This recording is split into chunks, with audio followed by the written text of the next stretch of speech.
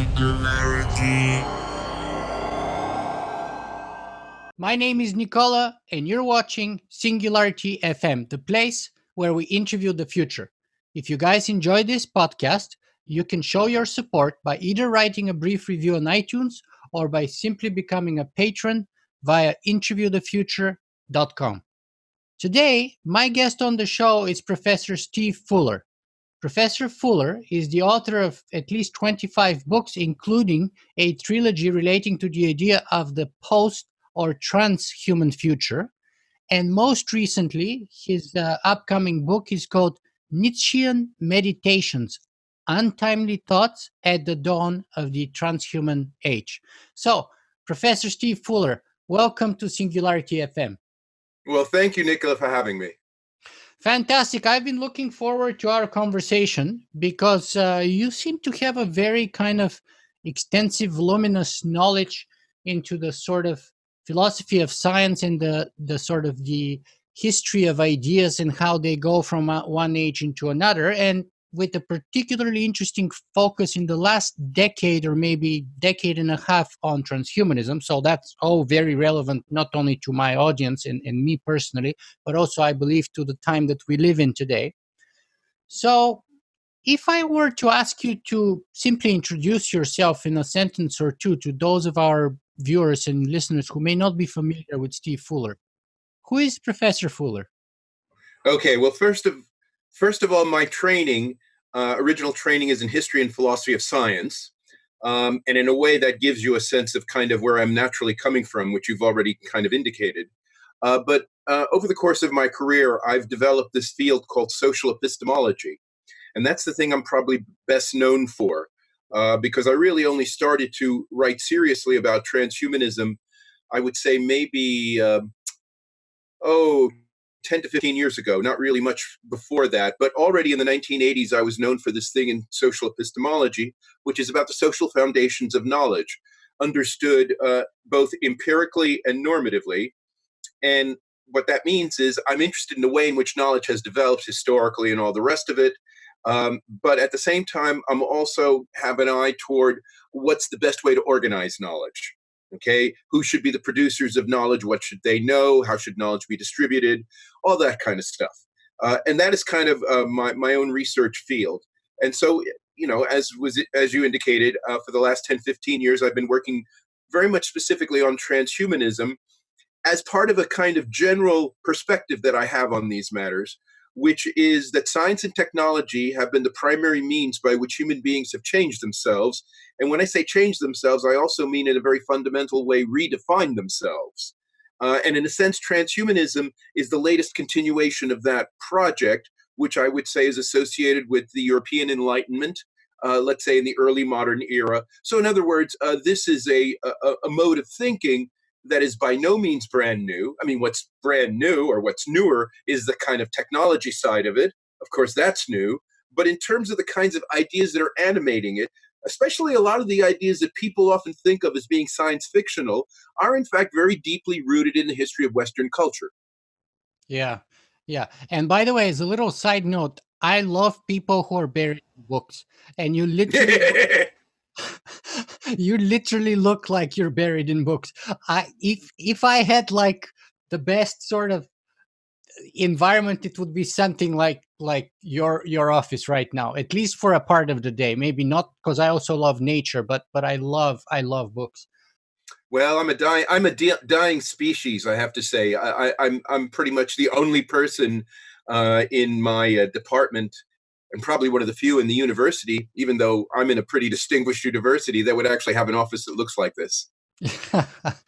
Yeah, and the new generation, I don't know what it is about books, but especially if it's a book I want to keep, I always prefer to have the hard copy. I have the digital copy quite often too, but there's something about holding the book and underlining some passages with a marker like I used to do 25 years ago or something, and then just going back and flipping through the pages and having it in my hand. I don't know. Well, I do think, there is a point there, because I do think in terms of spatial memory, right, the way in which knowledge gets codified, right? So like you read these books and very often you associate the ideas with where you found them in the book, what page, what part of the page even. And it seems to be that kind of spatial memory, which has been historically very important for codifying knowledge, including things like writing marginal comments, right, in the books. All of that is kind of disappearing now, right? Because with the digital stuff, people don't relate to the text quite in the same way anymore. It loses kind of its spatiality. Yeah, that's very interesting. But let me go back to you again. Okay. Are you a sociologist then? Are you a sort of a philosopher with a focus on epistemology, perhaps? Because that's what it looks like to me as a potential. Yes, that's right. Yeah, that's right. I mean, I think another thing about my career, which I think is pretty evident to people who read my stuff, is I'm very interdisciplinary, right? So that, and this has been true from the very beginning, in that all of my degrees were interdisciplinary. So I have a degree in history and sociology. I have 2 degrees in history and philosophy of science. And so I've ranged very widely generally. And the reason why I would say I'm in a sociology department now and have been for the last quarter century, which is maybe 2/3 of my professional career, is because in Britain, where I'm living, sociology is a fairly porous subject, you might say. People from lots of different fields get into it. Right? It's not quite as professionalized, you might say, as sociology is, let's say, in the United States. And so if I were to move from Britain, let's say, and go back to the United States, which is where I'm from originally, I doubt that I would actually be going back to a sociology department. You see? So sociology, though, is a very good environment for me in this country. That's very interesting. And by the way, tell us a little bit about sort of your journey from the US to the UK. Which part of the US are you from? I'm originally from New York City, but I actually, and I went to Columbia University, which is in New York City, with the Ivy League school in New York. And then when I left there, I won this university fellowship from Columbia to study at Cambridge. Okay, so this was 1979, and I did my master's degree there. And I was only there for 2 years at the time, and I came back to the United States, and I did my PhD in history and philosophy of science at the University of Pittsburgh. And then I, was working in the United States from the mid 80s until the early 1990s. And then I was invited to apply for the open chair in sociology at the University of Durham in England. And that's when I moved. Basically, I accepted the invitation to apply, and I got it. And I'm now at Warwick University, but I've stayed in Britain the whole time. And like I say, it's about a little more than 2/3 of my professional career now I've been in the UK. Mm-hmm.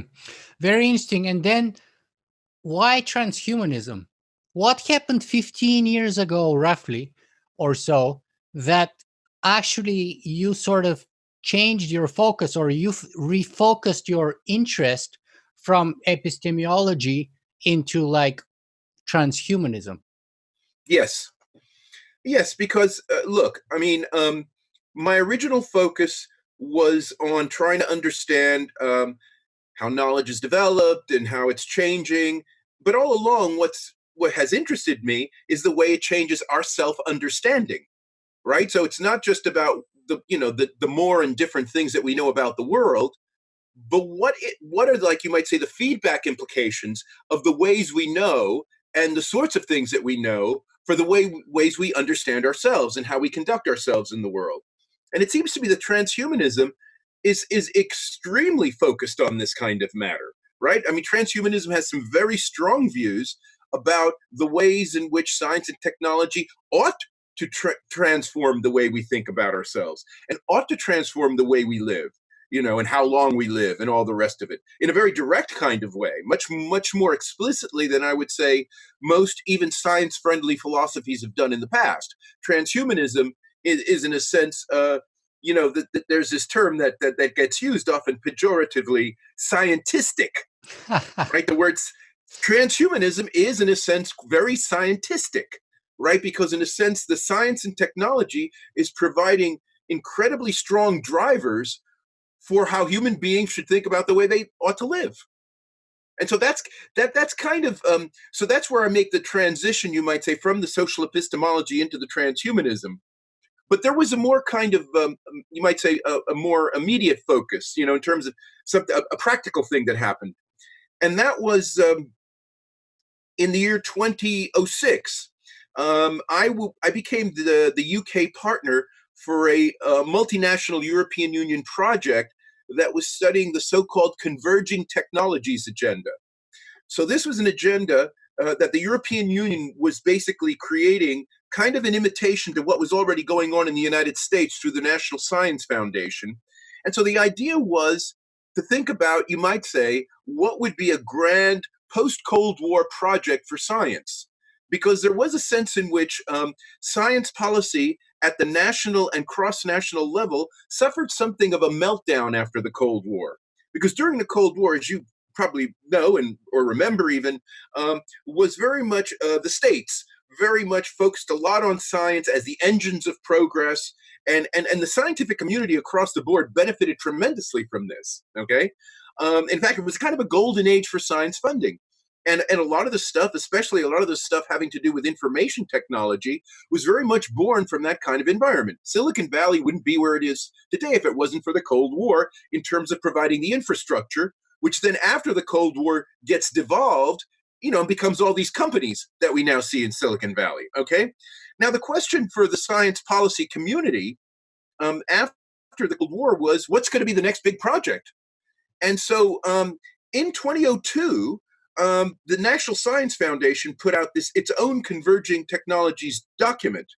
And in fact, the two main authors of this document, Rocco and Bainbridge. Bainbridge may be familiar to transhumanists, okay, because he writes a lot on virtual reality, okay? And he was the head of the social informatics unit at the National Science Foundation and the co-author of this very important document.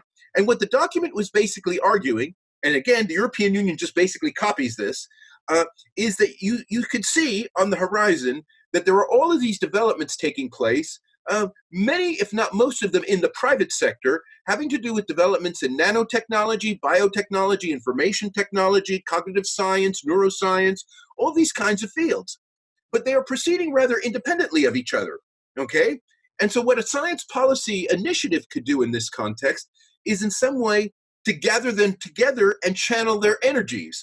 In other words, to provide incentives for them to work with each other, to come up with a kind of interdisciplinary project, the goal of which would be to enhance the human condition, okay? And so this is the transhuman moment going on here, right? Because the idea would be you'd have science policy explicitly channeling all these emerging sciences, right, in the direction of improving and enhancing, and the word enhancement was used, the human condition. Now, what exactly that meant in practice was interesting. There were two kinds of focuses then. One, and this was in retrospect, one might find this a little peculiar, but there was this focus on creating immunity to biological warfare. Okay, so the idea of making people more resilient, right? Because there was this great thought, that there was going to be a lot of biological warfare. So we're beyond the nuclear era, okay? And this was really, in a way, being conceptualized before people kind of got the full measure of what the so-called war on terror was going to look like, right? Because we're talking the early 2000s here. And so people were kind of imagining that the next frontier for war was going to be, biotechnological, basically. Yeah, I was doing political science at the time, and exactly that was true because we were doing price comparison between nuclear weapons, chemical weapons, and biotech weapons. And of course, nuclears were by far the hardest and most expensive to use. Chemicals were an order of magnitude cheaper, and then biological weapons of mass destruction were the easiest to produce, the cheapest, and etc. Exactly. So they were considered to be the highest dangers and the most likely ones to be used. Well, that's right. And as a matter of fact, interestingly enough, if you go back to that period when there were congressional hearings on this, none other than the great Ray Kurzweil was talking about this. Okay? I mean, he'd already published at least one book on the Singularity, but he was actually talking about biological warfare to Congress. Okay?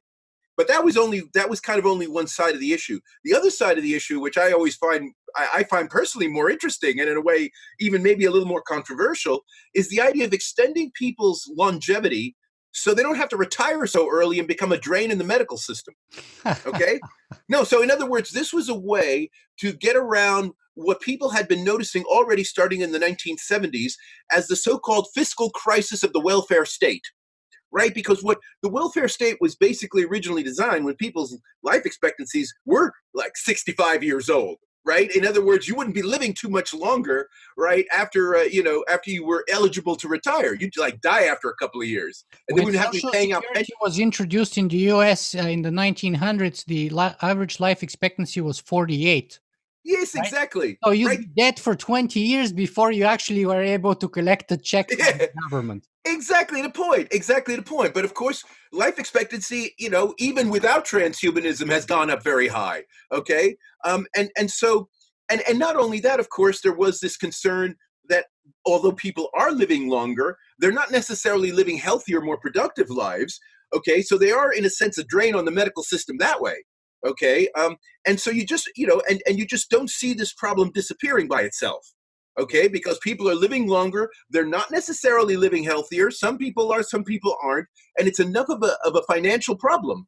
So what you basically want to do ideally is to have adequate grounds for actually raising the retirement age and keeping people more productive for a longer period of time.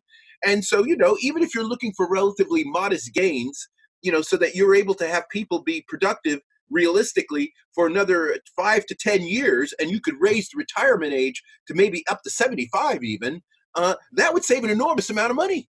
Okay, just doing that. And that's relatively modest from a kind of transhumanist point of view. But from the standpoint of balancing the budget, right, this would be brilliant. And so from the European Union side, this was the big deal, right? That it was, is there some way we can kind of, we can kind of expedite the development of research in things like, let's say, gene therapy, right? The kind of, actually some of the stuff that Aubrey de Grey goes on about, right? This idea of regenerating cells, and so you age at a slower rate, or you maybe even be able to reverse the aging process. But the idea isn't Aubrey de Grey's idea, which is basically he thinks we'd be on holiday forever, but rather it would be to keep you in the workplace longer, right? So the idea would be to raise the retirement age. You see, now Yes. I find that as someone who has a lot of sympathy for the welfare state, I thought, wow, that's really smart. Now, you see, the interesting thing, of course, is that transhumanists don't normally think about the issue this way. But this is the reason why states are interested in this. You Yeah. see, and this is how I got into the topic in a very substantive kind of way and started to begin reading the literature, because it was really around 2005, 2006 that you really start to see a kind of critical mass and consolidation of all the transhumanist stuff on the table. And let me tell you again, it'd be interesting to hear what you have to say in terms of what you might think of as the critical moment for transhumanism. But I always see it in terms of the response of the extropians to the George W. Bush bioethics panel in 2005. Okay, because that was the panel that basically recommended a federal ban on stem cell research, Yeah. right? The Leon Kass Committee, which had people like Francis Fukuyama on it, and Michael Sandel, and a lot of religious people on it as well. Fukuyama And so called transhumanism the most dangerous idea in the world at that time. that's right, and he was one of the first to say it too. So I give him a little credit for that. He was already saying that like 2002 or 2003, before hardly anyone heard of transhumanism. But the thing is that it was in response to that all of these so-called extropians from that magazine, Extropy, the opposite of entropy, extropy, right? This is where you get in the same room and in the same document Aubrey de Grey and Ray Kurzweil and Nick Bostrom and Max Moore. In other words, guys who are coming into transhumanism from rather different directions, actually, right? I mean, if you look at these guys, even though we quite naturally think about them as transhumanists today, nevertheless, where they're actually coming from intellectually is somewhat different, okay? Especially in terms of how they... Go ahead. You throw in David Pearce and a few others. Exactly. What's the cyborg Buddha guy? Oh my God. James Hughes. James Hughes. How could I forget his name? That's embarrassing. James Hughes, who is a Buddhist. Like it's amazing the diversity of people's backgrounds that you see there. Right? Yes, but the thing that also, and a few others like PJ Manny, and a bunch of others, and you have a very sort of diverse community. But you see, I found that document that they did in response to the bioethics panel extremely illuminating. It was kind of like almost like an epiphany. because I think what really, and this is where I think George W. Bush did the transhumanist movement a favor, because he became the common enemy, right? And you began to get a sense of what are all these guys against, right? And it becomes clear when you look at the bioethics panel, because what they're against is an excessively precautionary approach to development of science and technology. They're also against people who are somehow afraid that science and technology is going to violate something natural about the human being, right? See, all of that stuff. I mean, it seems to me that the Bush bioethics panel, in a way, crystallized the enemy of transhumanism in a way that hadn't been so well crystallized before, especially at a political level. And so and I found that extremely revealing. And that's one of the reasons why one of the key concepts of transhumanism, which I really have held on to and tried to develop, is this proactionary principle, right? Because the proactionary principle comes about as the response to the precautionary principle of the Bush bioethics panel. That's where this principle first really gets articulated by Moore in a really strong way. And so that opened up, that really kind of made a lot of sense of things to me. Yeah, why don't you just sort of spell them out and the opposition between the proactionary and the traditionally precautionary principle, so that those who may be unfamiliar with them can sort of get up to date? Okay, well, first of all, the precautionary principle is actually a relatively well-established principle, at least in international law, and especially in the European Union. And it's usually invoked in the context of innovations relating to public health and the environment. And it's if you want to put the precautionary principle in a nutshell, it's basically the Hippocratic Oath writ large. In other words, above all, do no harm. Yes. Right? So it's a risk minimization strategy for innovation, for governance, for policy, whatever. So if there is even a small chance that there is going to be some very significant damage, then don't do it. Right? Keep on just doing whatever pilot tests or something else to kind of lower the level of risk before you actually introduce stuff into the public. Now, the precautionary principle originated actually.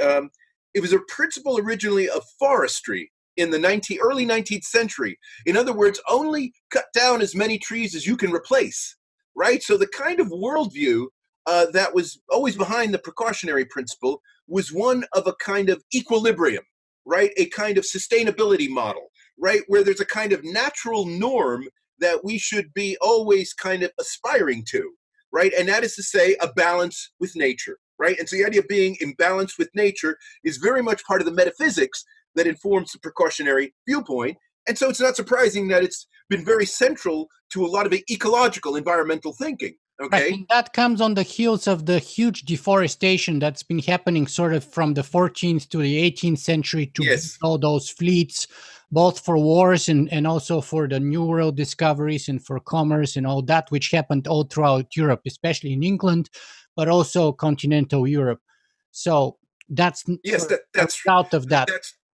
That's exactly right. And so this is so there's a kind of you can get a sense of what the mentality is here. It's one the key aspect of it is, well, two things. One is minimizing risk, okay, and the second thing is also this idea of a natural order, a natural norm, right? And then if you violate nature, nature's going to bite you back, right? And so so if you look at more extreme, some of the more extreme kind of predictions that we get, right? So you and your listeners may be familiar with the Gaia Hypothesis. Yeah. The Gaia Hypothesis is the idea that the Earth is one big organism, right? It's a self-maintaining, self-sustaining organism.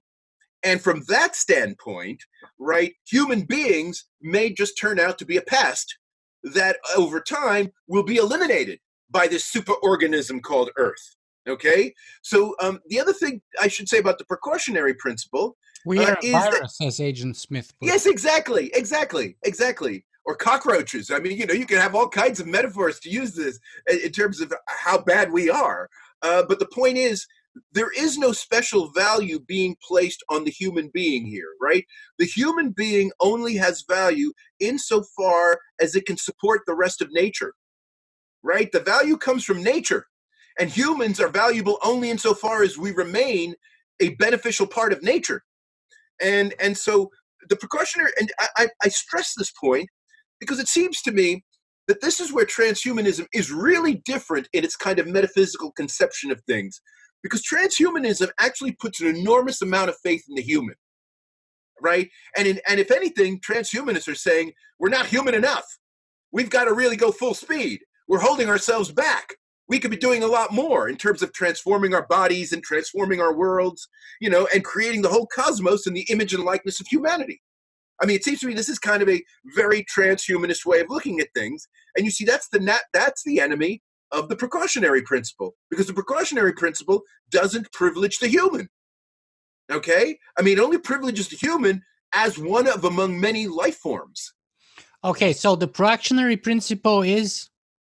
The proactionary principle is, well, I mean, I have sometimes talked about it in a very flippant kind of way as basically a no pain, no gain principle, right? In other words, if you want to make big leaps and big progress, you got to take big risks. So in this respect, I would say the proactionary principle sort of sees the world a bit like the way entrepreneurs see things, right? In other words, every kind of risk is not a threat, but an opportunity.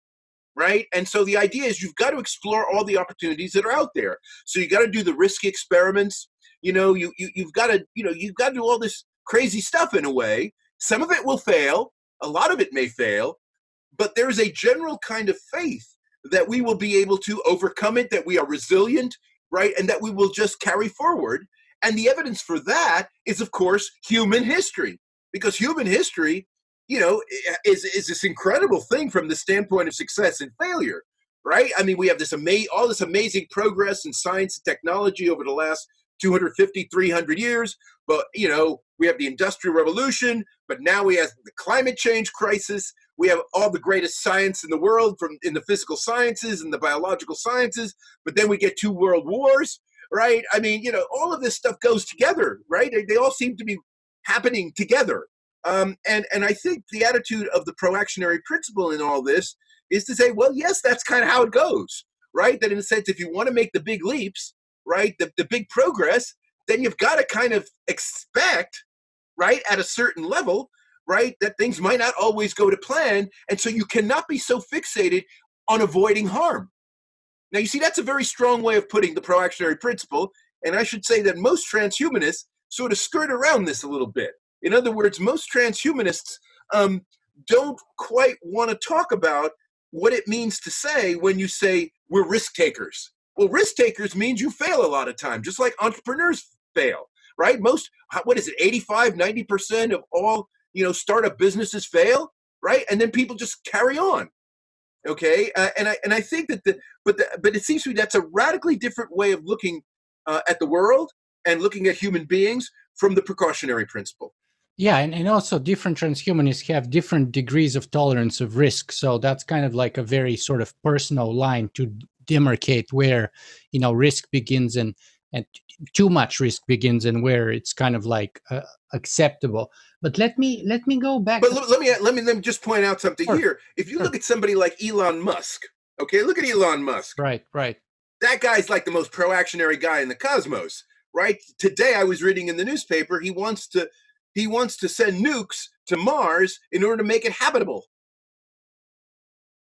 Okay, now you might say this guy's nuts, but the point is, this seems to me it is within one, and this is where I think transhumanists, in a way, have to kind of see that the logic of the ideas do kind of tend to push you in this way, right? And if you look at the prehistory of transhumanism, let's say through the Italian futurists or the Russian cosmists and all these guys had some pretty radical, far out views of how much human beings ought to be pushing themselves.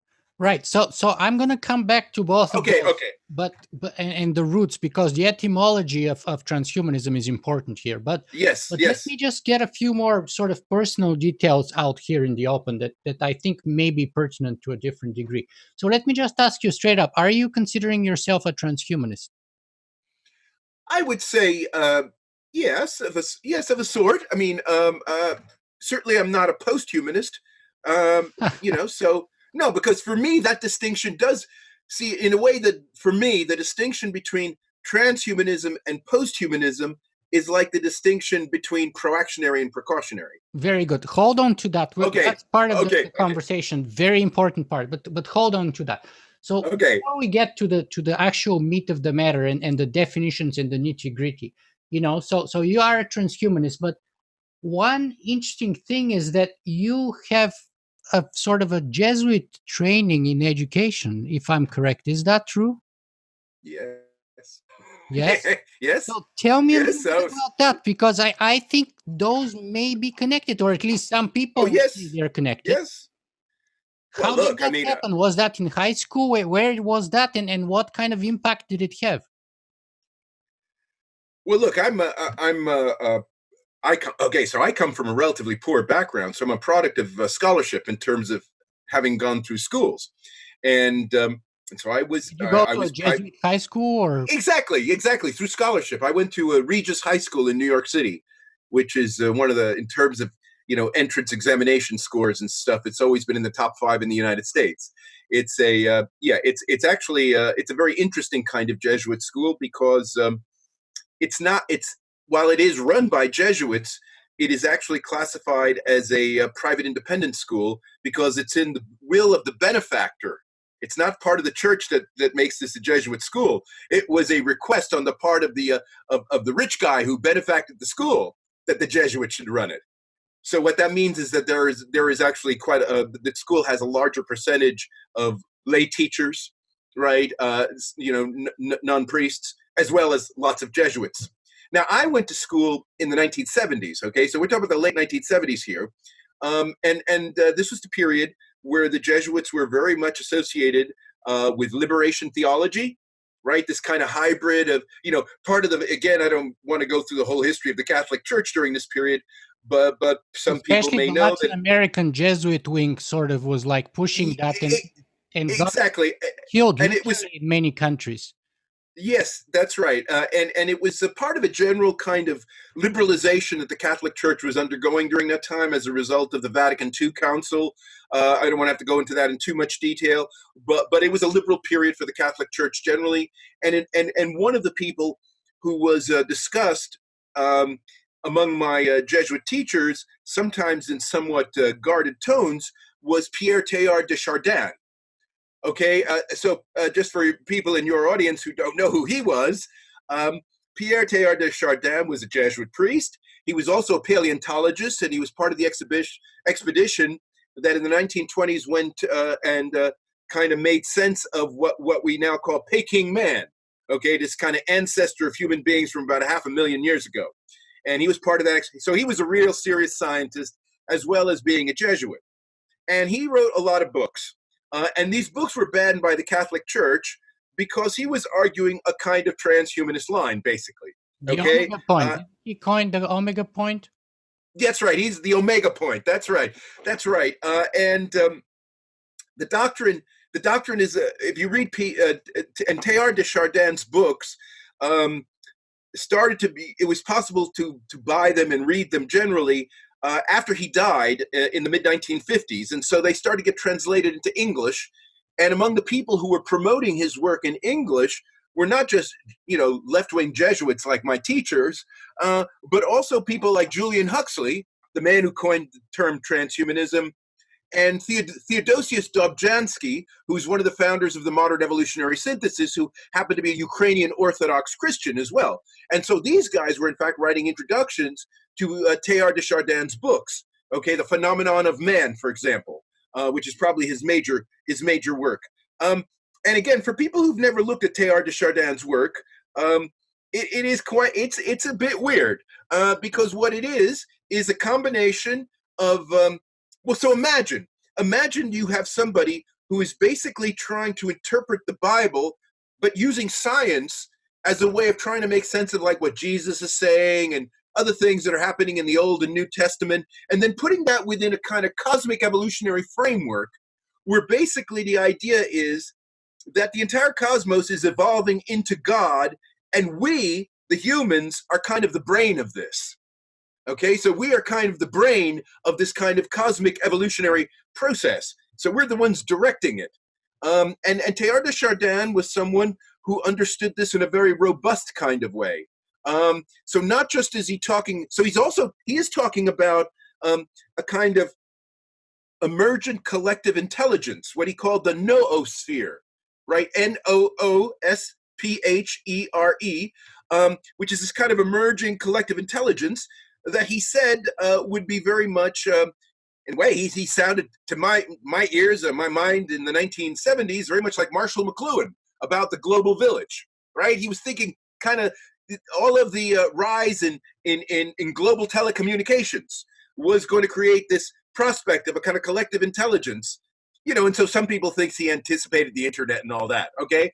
But in a way, that's not so important. What's important, though, is that he thought that this was part of the way in which, human beings would kind of evolve in a kind of self-directed manner. So it wouldn't be just... maybe, not so self-directed, but as kind of fulfilling a teleological path towards God, right? Because except that it's destined. It's not exactly self-directed, but it's like predestined from our conception to our sort of omega point fulfillment. Yes, except that I think he was quite open-minded,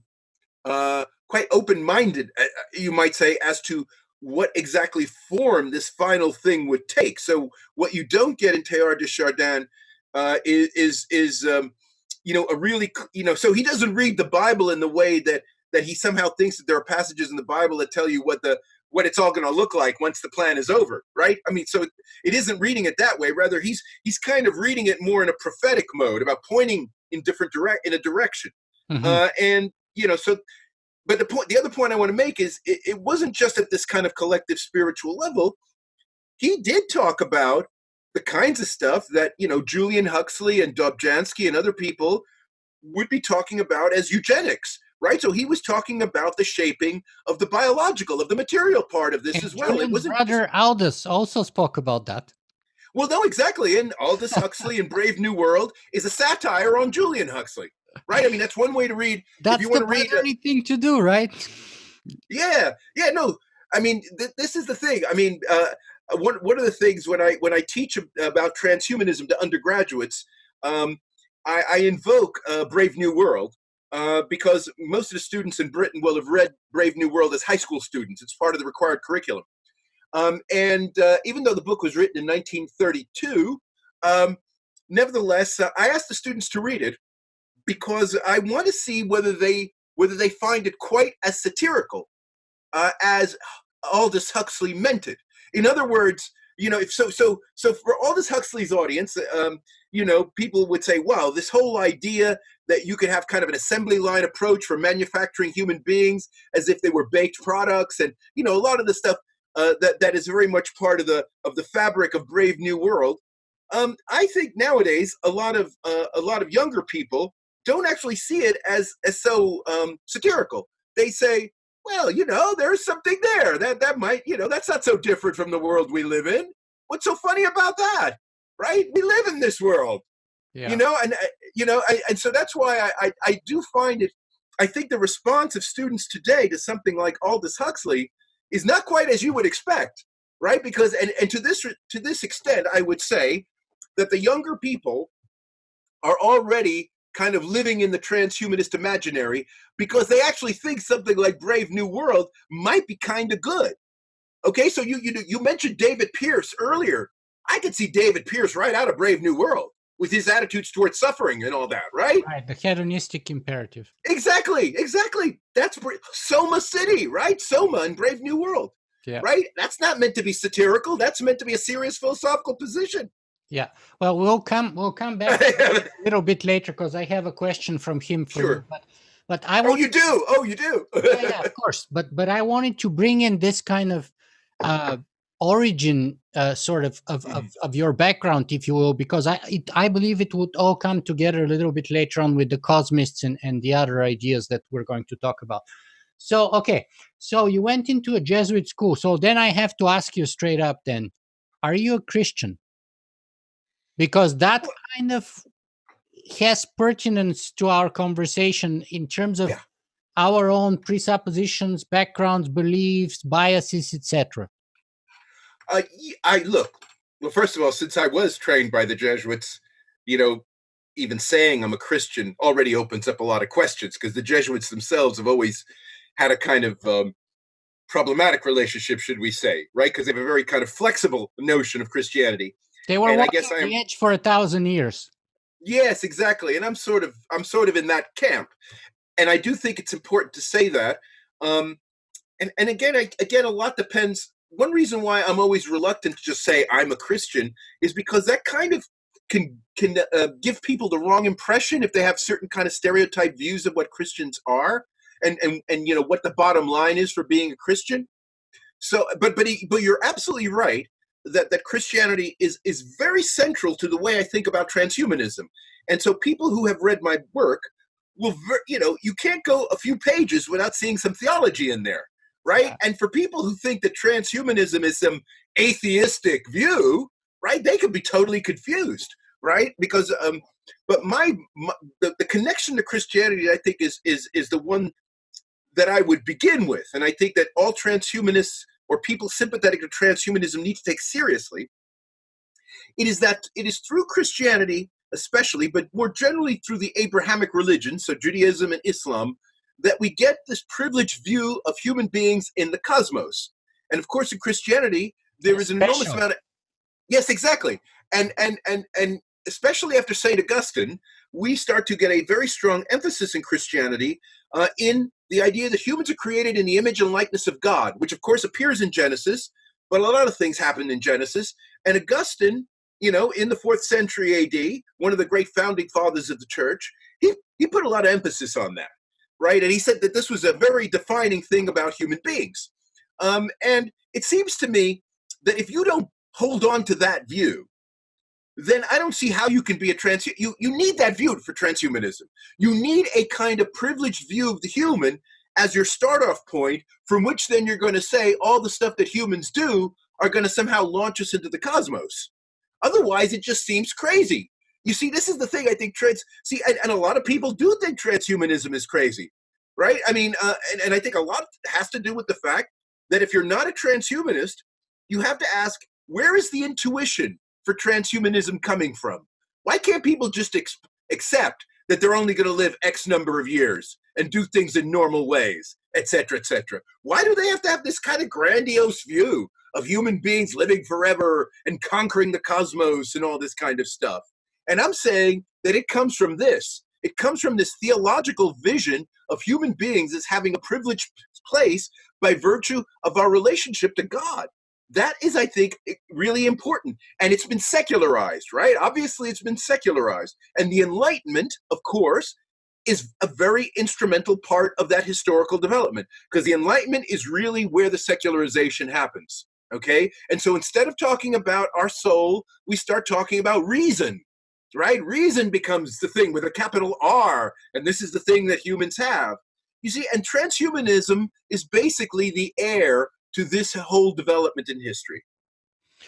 Excellent. So now is the time to start moving into the definitions and the matter. But before we talk about transhumanism, before we talk about trans anything, we have to talk about that something. What is that something Human. that we're going The to human. going trans? Yeah. So what Okay, what is human, first of all? Because we okay. can't have transhuman without human. So I've asked this Yes, question you're right. You're right. of times. What is human? Okay. Yes, I have given this an enormous amount of thought. And in fact, the first book I wrote on transhumanism broadly, Humanity 2.0, in a way, I really begin to think about this. And I've thought about this a lot more since then. So the first point I would make about human is that human is primarily a normative term, not a descriptive term. Okay? So in other words, it isn't, when we talk about human, we're not necessarily, we're not, it's neither sufficient nor necessary, I think, to imagine that we're talking about an upright ape. Okay? No, because I think this is really important, because human, if you go back and you look at the way in which the concept of human and the idea of being human, right, and somehow becoming human through education primarily. That was historically the way by which people became human, right? It's like being civilized. Human is in a way kind of a synonym for civilized, I think, or cultured, right? I think that's kind of the way you got to look at it, right? And so that in some sense, the presupposition was, from the ancient Greeks, let's say, let's start with them for the sake of argument, that you got an animal, right? You got an animal that has a capacity to be human, right? But the capacity the capacity has to be trained up. You got to teach someone how to be human, basically, right? That was kind of what the Greeks thought. And of course, one of the big issues from a political standpoint that's been very thorny over this history is which of these, animals is eligible to be educated to become a human, right? And so the issue about gender and race and all this stuff, in a way, is very much part of that discussion, right? And within the context of ancient Greece, even when they're talking about who is eligible for this kind of humanizing process, it's quite clear it's going to be certain kinds of males who are typically able to afford to do it. Okay, they could pay Plato, or something like this. Right, but on the other hand, Plato was very open to the idea that slaves had the same capacity as free. They have the same capacity, of course, and that's women right. too, by the way. And Yes, because Plato was a wrestler actually himself, he even thought that women had the same capacity for wrestling. So that's right. In that but I sense, think there was even an open question among the Greeks about what kinds of animals had the capacity for being human. Okay, so if and I always like to point this out to people because you see an enormous amount of this literature in Greek world, especially, that actually seems to make very substantive human-like claims about animals. Okay, about animals and you could say, oh, that's just anthropomorphism, that's just metaphor. Well, see, I think that what we're doing there is we're reading a very modern perspective into those guys, right? Because we have a kind of view now, starting, let's say, I would say from the middle of the 18th century onward, where we start to identify those beings that are eligible to be human have to be upright apes, right? Linnaeus. As soon as you get Homo sapiens, right, as a kind of a very specific kind of biological marker for the human, right? Even though Linnaeus himself is a creationist, so he's not committed to evolution, but he is committed to the idea of fixing the human on the very particular animal species. Because, of course, the Greeks, the Romans, the Christians, they all believed that humans were a kind of animal, but they're very vague about what kind of animal we're talking about here, right? You don't get in Thomas Aquinas' discussion of apes, okay? So the thing here is, it's only in the mid-18th century that we start to zoom in on this idea that there is one biological species that is eligible for being human. And then, of course, evolution takes up the argument in the 19th century and carries it on to the present day. And it's in the context of evolutionary theory that then you get this term anthropomorphism that then gets used to talk about people in the past who talked about other animal species as potentially human. Okay? So the word anthropomorphism is actually a coinage of George Romanes, one of Darwin's students in the late 19th century, and then it gets applied to all these other attempts, by people in other cultures to say that animals have human characteristics. But my point to you is, it was an open question until the mid-18th century which animal species were eligible for being human, because human was primarily a normative characteristic. It was the fulfillment of some kind of capacity that you could be trained in. And as you know, right, even in the 18th century, people were having all kinds of discussions about, training apes to talk and training animals to do all kinds of human-like things, right? Serious people were talking this way, right? Because what that shows you is that the concept of the human wasn't specifically tied to a particular species, right? It was this kind of, free-floating set of qualities that all kinds of beings in principle could have. So one more thing I would say.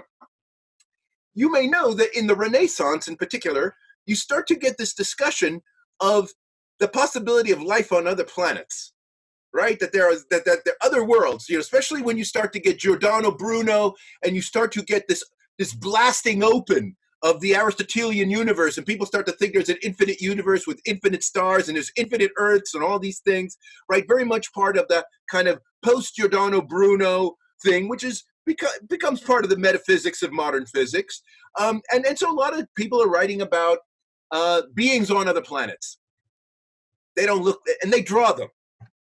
They don't look like apes, right? They look more like Martians from science fiction stories, right? So in other words, they don't have any kind of clear sort of physiological relationship to us, because being human, right, being our equal, wasn't necessarily so closely tied to that.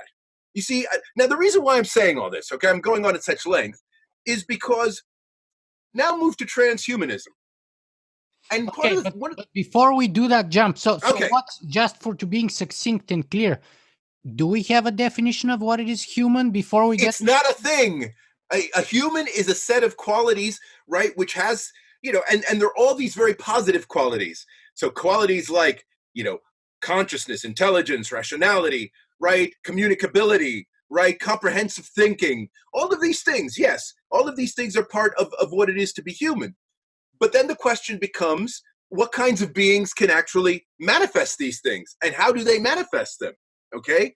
And I think this question becomes really important for transhumanism, because transhumanism takes very seriously the idea that artificial intelligence, for example, could count as human beings, or at least as persons, right? That in some sense they could be one of our equals. And you see, for me, that shouldn't be so surprising from the standpoint of the history of human as a concept, because the concept of human has never been tied so specifically to a particular biological species. So then we should be quite open-minded in principle as in terms of the kinds of beings that might be eligible to be human. Mm-hmm. And this is where transhumanism, I think, is actually on the right track there. Right. So for me, here, the way I usually like to put it is that being human is not an entity, but rather it's a process. It's a process of sort of constant becoming and constant redefinition of every new generation in every new epoch, where each and every member of that generation has to rediscover and redefine for themselves the meaning of being human. Therefore, it's just this kind of process rather than a single entity. One other thing I would add to that, I agree, of course, but the other thing I would add is that, and this is where the collective dimension comes in. In a sense, you have to be recognized as human. And this is why I find something, something like the Turing test. I actually take that very seriously. I mean, obviously, if we wanted to come up with a kind of Turing test to determine human versus non-human, it's obviously a very complicated thing, though there are people working on it. I can send you the name of someone who actually I think you should be talking to on this matter, because there are people who are trying to, as it were, have a kind of cross-species sort of Turing test thing that, because if part of what we want to say about being a human is to have a certain kind of level of intelligence that allows for autonomy, self-determination, all those wonderful things, we have to make sure that when we are interrogating the candidates, as it were, to see whether they have it, that we're actually communicating with them at the right level to be able to understand what they're saying. Right. And obviously this is going to be different depending on whether we talk to an animal or a machine or whatever. And I think this is the interesting and challenging question, right? That if we are operating with a very, how should we say, substrate neutral, right? If to use this term from cognitive science, right? So substratum being the material stuff out of which things are made. And within cognitive science, it is, quite normal for people to believe that a mind can exist in many different substrate, right? So it could exist in a carbon-based substrate like animals, like us, right? Or it could exist in a silicon-based substrate. And then the question becomes, if you want to say both of these things have minds, then how do you need to address them in a way that this becomes evident, right? And it seems to be the Turing test is very sensitive to this kind of point. And this is necessary, I think, when we're going to judge candidates for humanity in the future, as we start to get this much more expansive notion that transhumanists invites us to have. Yeah, and for me, I have sort of the Socratic test of intelligence, or even artificial intelligence, if you will, and that's simply kind of stemming from the Socratic dialectical method of investigation, but also from a thing that Pablo Picasso said, which was computers are very dumb. They can only give you answers.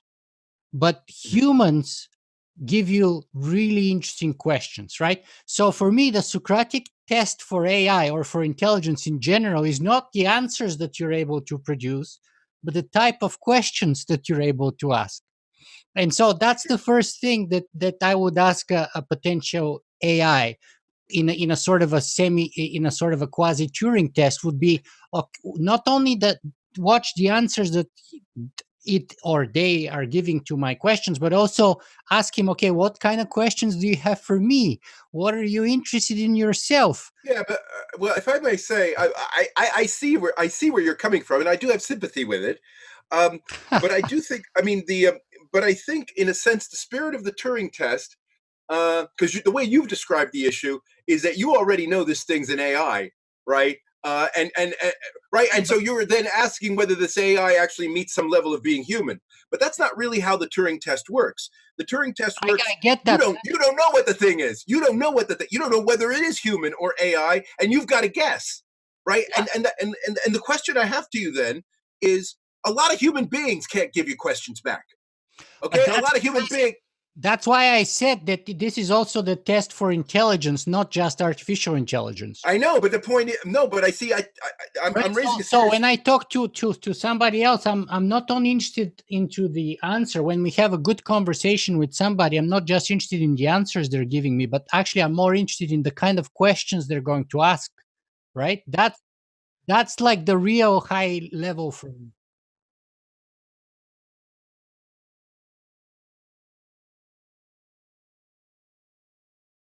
The dark side of this kind of preference I have for the Turing test Mhm. is that if you're sufficiently substrate neutral, then in a sense you're not going to be privileging carbon anymore, right? Of course. And Yeah. right, and I do think this is something. This is going to be, I think, part of the, you might say, the future politics of transhumanism, because as we become more liberal in principle in allowing beings that come from different substrate to count as humans, what is going to happen to the people, who are thought to be human simply because they are Homo sapiens, even if they do not pass these kinds of advanced, sophisticated sort of tests, which I think we will end up going toward, to be honest with you. So I think the kind of thing you're talking about is kind of where we're going. But I do think this does have some very interesting and potentially, well, how should we say, controversial implications for carbon-based human beings. Absolutely. So we'll get to the implications, but let's first lay down the sort of the groundwork in terms of definition. So we spent time on being human and the sort of the difficulty that Mhm. historically for thousands of years we have, and we still don't have a simple definition, let alone a biological one, about what it actually means to be a human, right? And the interesting thing is, by the way, that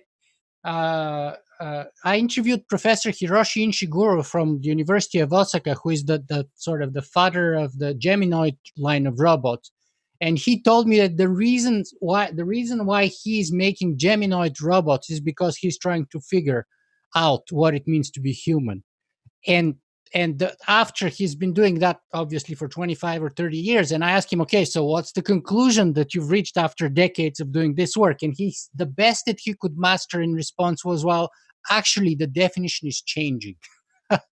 Yeah, yeah. So No, but do you remember Norbert Wiener's final book, Golem Inc.? Right, because he actually talks about the design of cybernetic systems very much in this kind of light, like this Japanese guy did.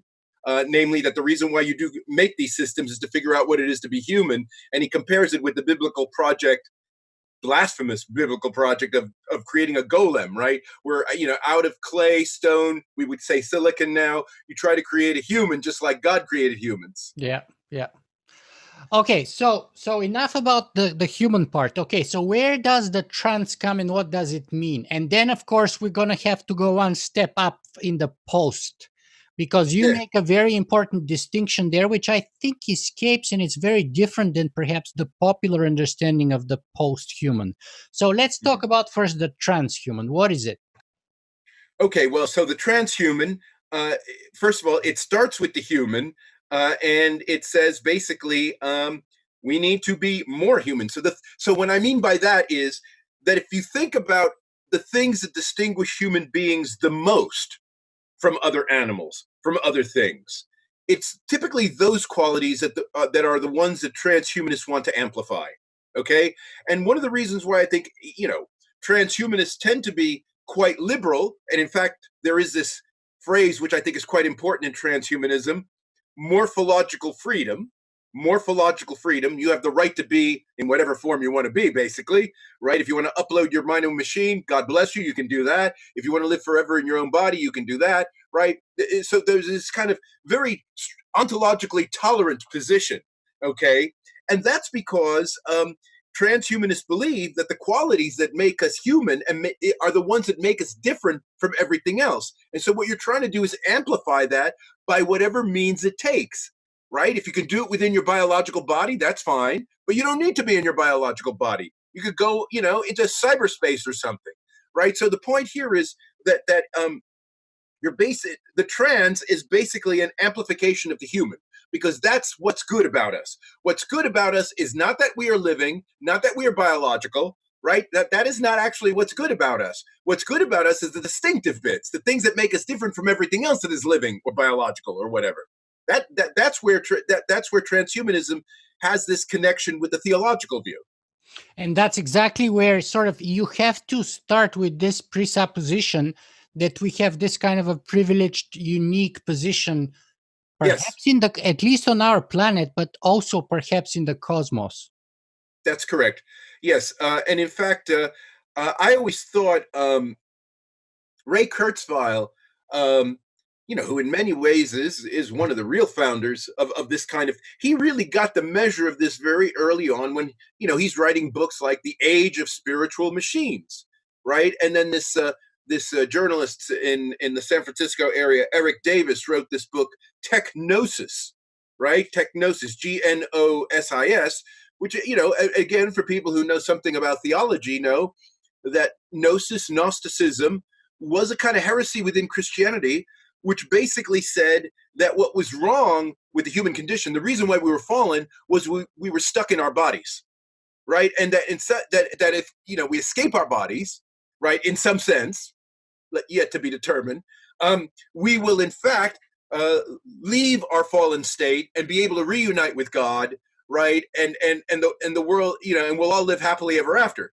right? But the problem is just being stuck in our bodies, right? So it's and transhumanism, I do really think, has this, and certainly that is the allure of the very idea of uploading your mind into a machine, right? Because as you probably know from people you've spoken to, there are a lot of people who think the very idea of uploading your mind into a machine, even if you can do it, is crazy.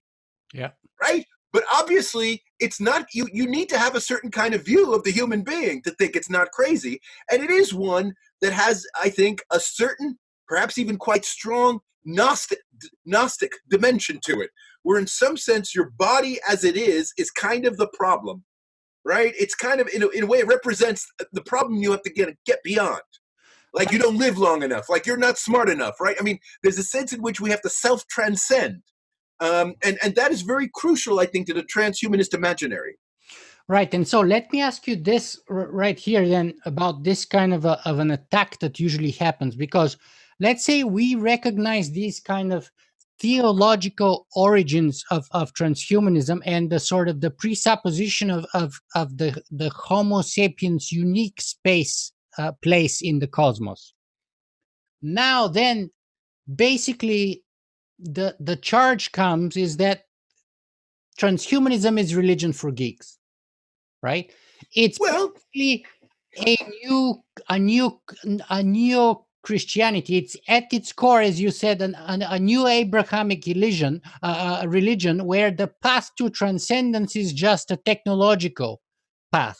You know, well, and it promises the same thing: eternal life, salvation, but it's kind of like a biological, if you will, salvation, at least in some of the versions and so on. And therefore, that's the grounds for dismissal of it, especially if you come sort of from a scientific slash especially atheistic background, and people would say, well, this is kind of a new religion. but it's just one of many sort of new scientistic religions. You know, what Well, do you first of think of all, that part?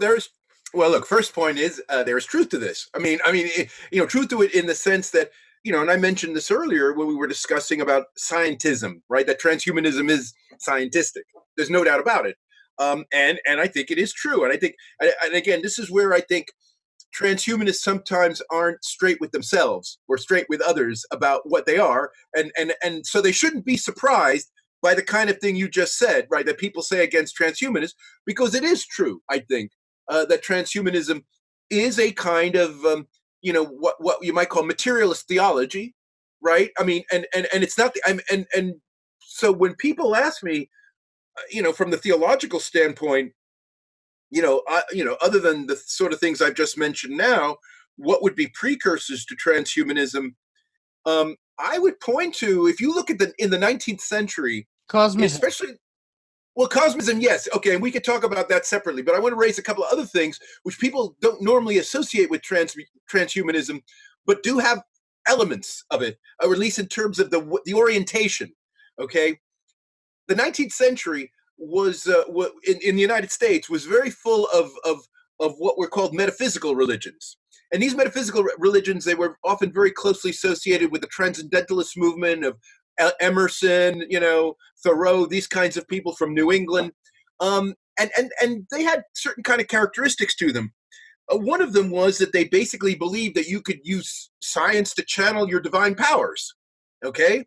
And so even something like the Christian Science movement, which is very much against using medicine, nevertheless very much believed in willpower and mind control, right? And they actually had a very scientific way of thinking about this, right? That in some sense Jesus was teaching us a certain kind of meditation or mental discipline or something, right? That science, would reinforce. And then on the other end, you had something like Mormonism, okay? The Church of the Latter-day Saints, which basically has invested enormous amounts of money in biomedical research in the United States. In fact, they may be, I think, in terms of private investment, may in fact be the largest investors because they have hospitals and universities and everything all over the place. And they are fixated on the idea of the resurrection of the body. Okay, right? Because the Mormons interpret the New Testament and as a kind of materialism, basically, right? As a materialism, right? All the and cosmism has this characteristic as well, right? That all the dead are going to get raised, literally, right? So it's going to be one big cryonics festival, basically. That's kind of what the Mormons are. No, this is where the cryonics stuff comes from, right? I mean, it's very, and the point is, this is very continuous. Once in the 19th century, once you start to get very kind of secularized materialist versions of the United States as the promised land, okay, and that this is where the second coming's going to happen, right? And we've got to prepare ourselves for it with our modern techniques, okay? This, it seems to me, sets you up very much in the direction of transhumanism, okay? And so I don't see really a break at all. I think where the break comes in is with more traditional, conventional church-based religions. But in terms of all of these kind of splintering off of Christianity that you start to see in the 19th century, it seems to me it's quite continuous with what transhumanism ends up doing.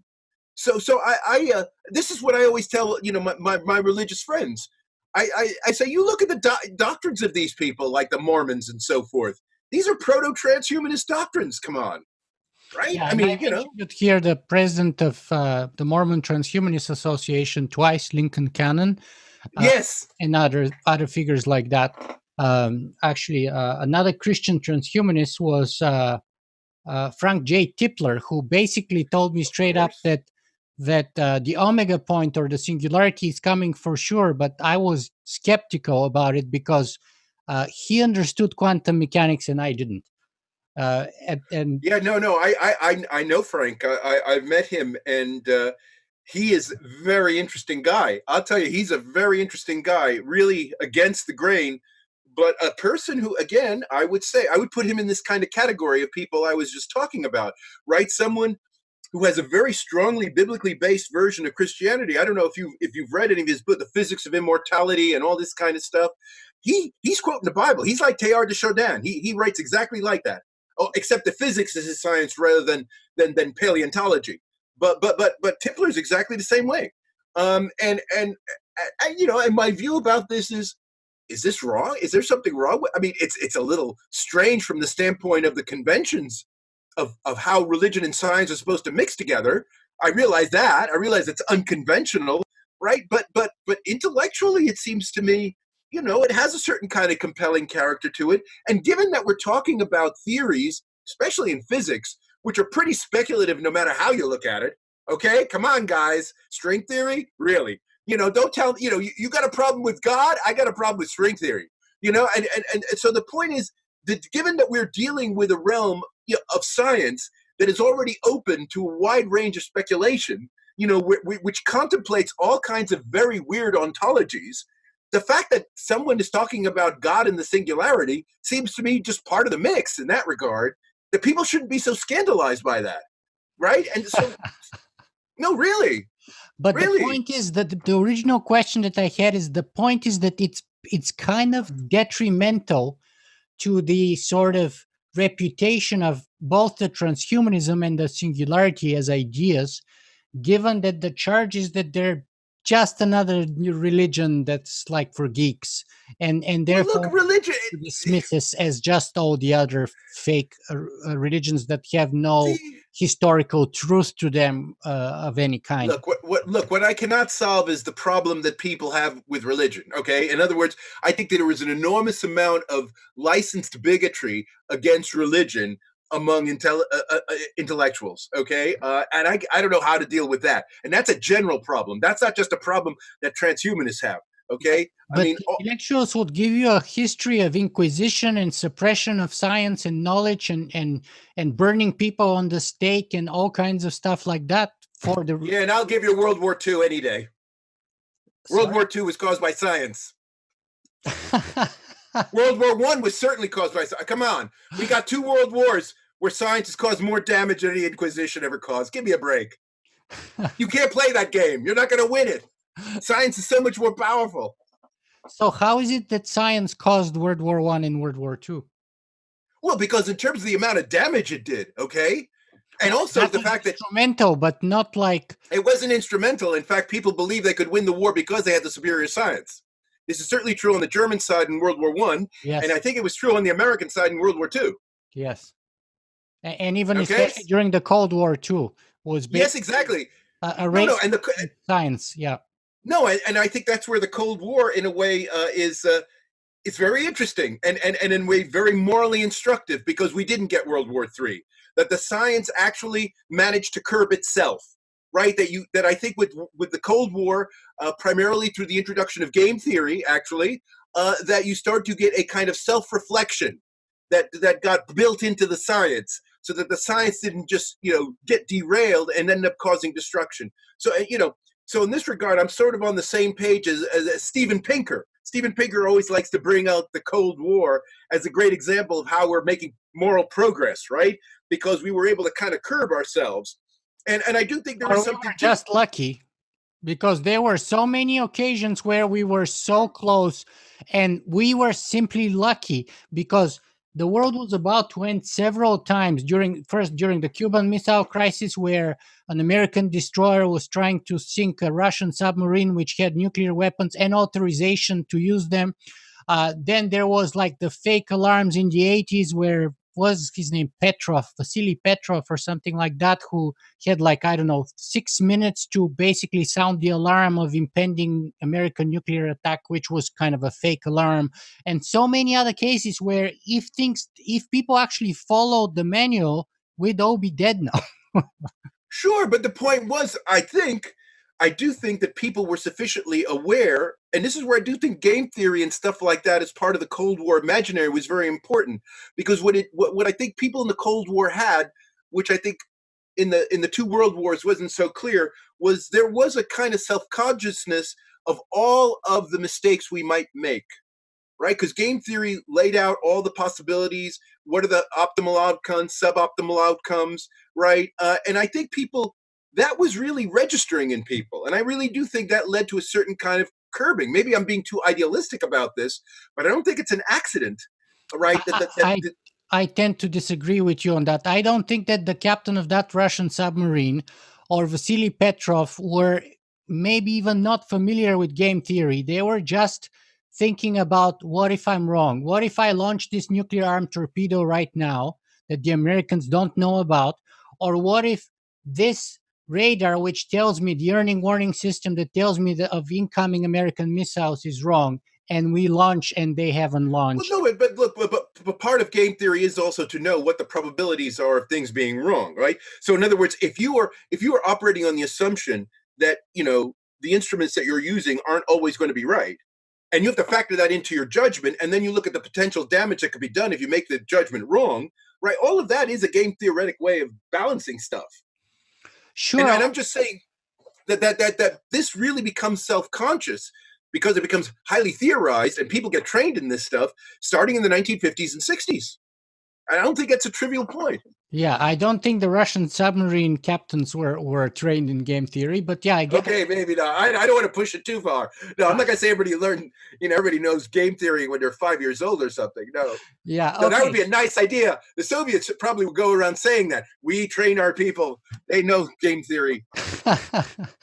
Well, okay, so we talked about the human and the transhuman. Let's move on to the post-human here because time is advancing. So, okay, so where does the post come in? So we talked about the trans. Where's the post? And how is it different from the trans? Because there Okay. is popular perception that the post is simply a continuation of the trans, but you draw a distinction there, very clear distinction. So talk us through that. Okay. So the simple difference is that transhuman, right, basically is like ultrahuman, wants to take what is distinctive about the human and amplify it, whereas posthuman wants to decenter the human. In other words, part of the posthumanist imaginary, especially as it's articulated in a lot of the, I would say, in a lot of the kind of cultural studies side of all of this, which is a lot of the academic literature that is on posthumanism, coming from people like Donna Haraway and people of that kind. Um, they basically believe that the human is, in a sense, the source of the problems. Okay, that the post that that and so the posthuman imaginary is very much fixated. I would say these days on this thing called the Anthropocene. Okay, It's about so the dethroning. So basically, here's a charge, and you tell me if I get this right. The charge is that the Enlightenment and transhumanism basically killed God and installed ourselves on his throne as the center of the universe, as the measure of everything around us, that's right. the ultimate destiny and the decision maker and the giver of life and death, the end of the beginning of everything. And then the post-humanism in this interpretation that you're pushing forward is basically the dethroning of the decentralization, if you will, the removal of humanity of that throne and bringing it back to sort of an animist perspective, if you will, where Yes, we are kind of in the same level playing field with that's right. all the other living organisms That's on right. the Exactly. planet. Exactly.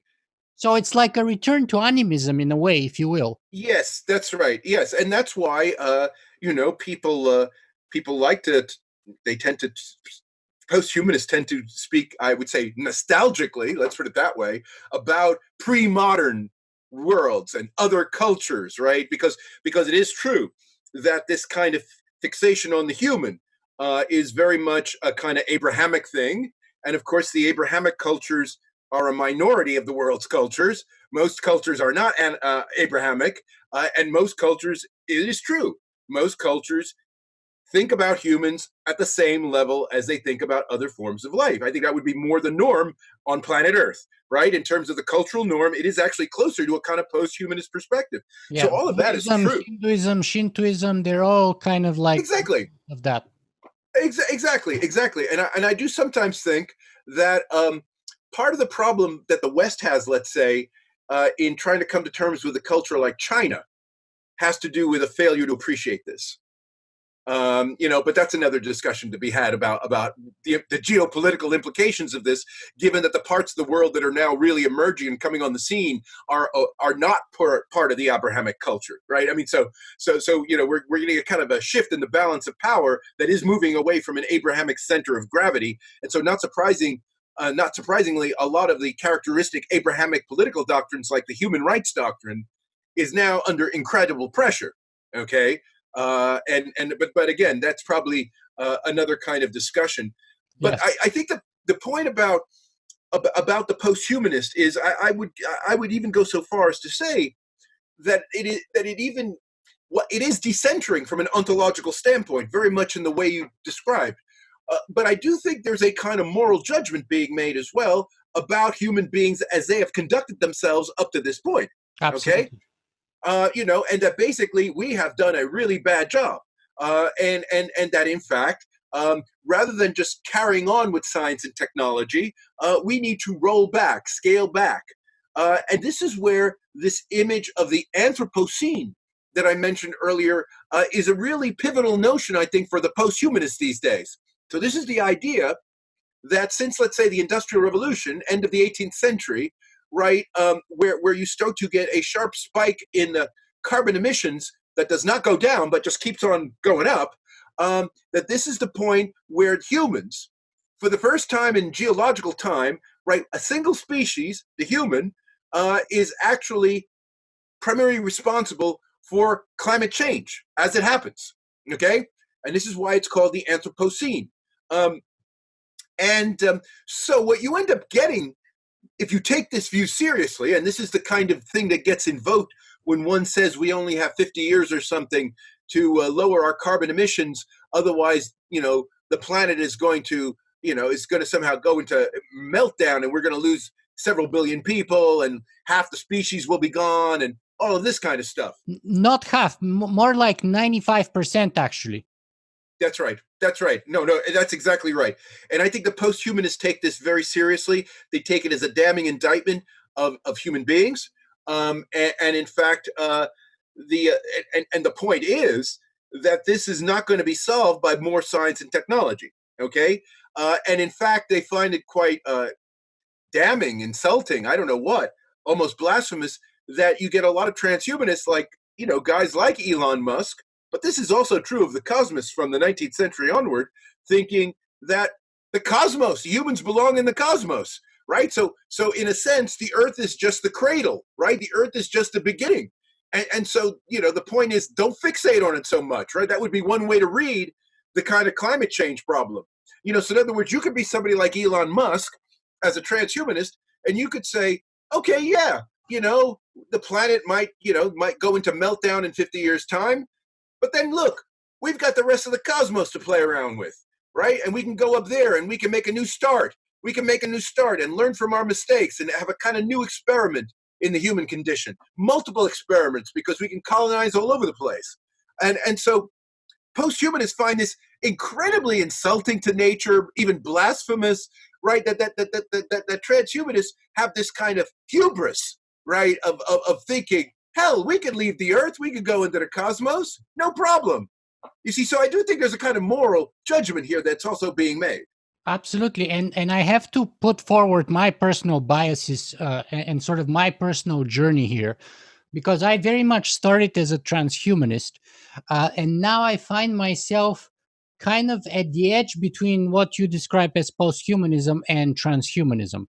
And one of the things, I don't share either of those views completely. So I'm kind of like in the border and with one foot here and one foot there. And let me just give you my version of what like really annoys me with some transhumanists, for example, is that the idea is like, okay, we're going to exterminate 95% of all the species. And the answer is, don't worry, we're going to de-extinct them. Exactly, George Church, yeah. So we can do whatever the heck we want. Here's the problem with that kind of thinking. And you tell me, because you're a sociologist, if my counter argument is making any sense to you. Take the woolly mammoth, for example, right? The idea is, look, we're going to go get some DNA, which, by the way, people have no idea how complicated that is and how, unclean or contaminated that DNA is. Because when you find the sample after, so many thousands of years, you have to actually do a number of actual guesses of like, what's the DNA of the woolly mammoth and what's the DNA of like an organism that was eating that and blah, blah, blah. Anyway, let's say you even get that right 100%, which is unlikely, but let's say you do. and let's say you have 100% the full genome of the woolly mammoth, which is, as I said, unlikely, but let's say you do that. You then take an embryo of a woolly mammoth and you implant it into an elephant to give birth to that woolly mammoth. And then that elephant gives birth to a woolly mammoth. And people say, look, we brought the woolly mammoth back.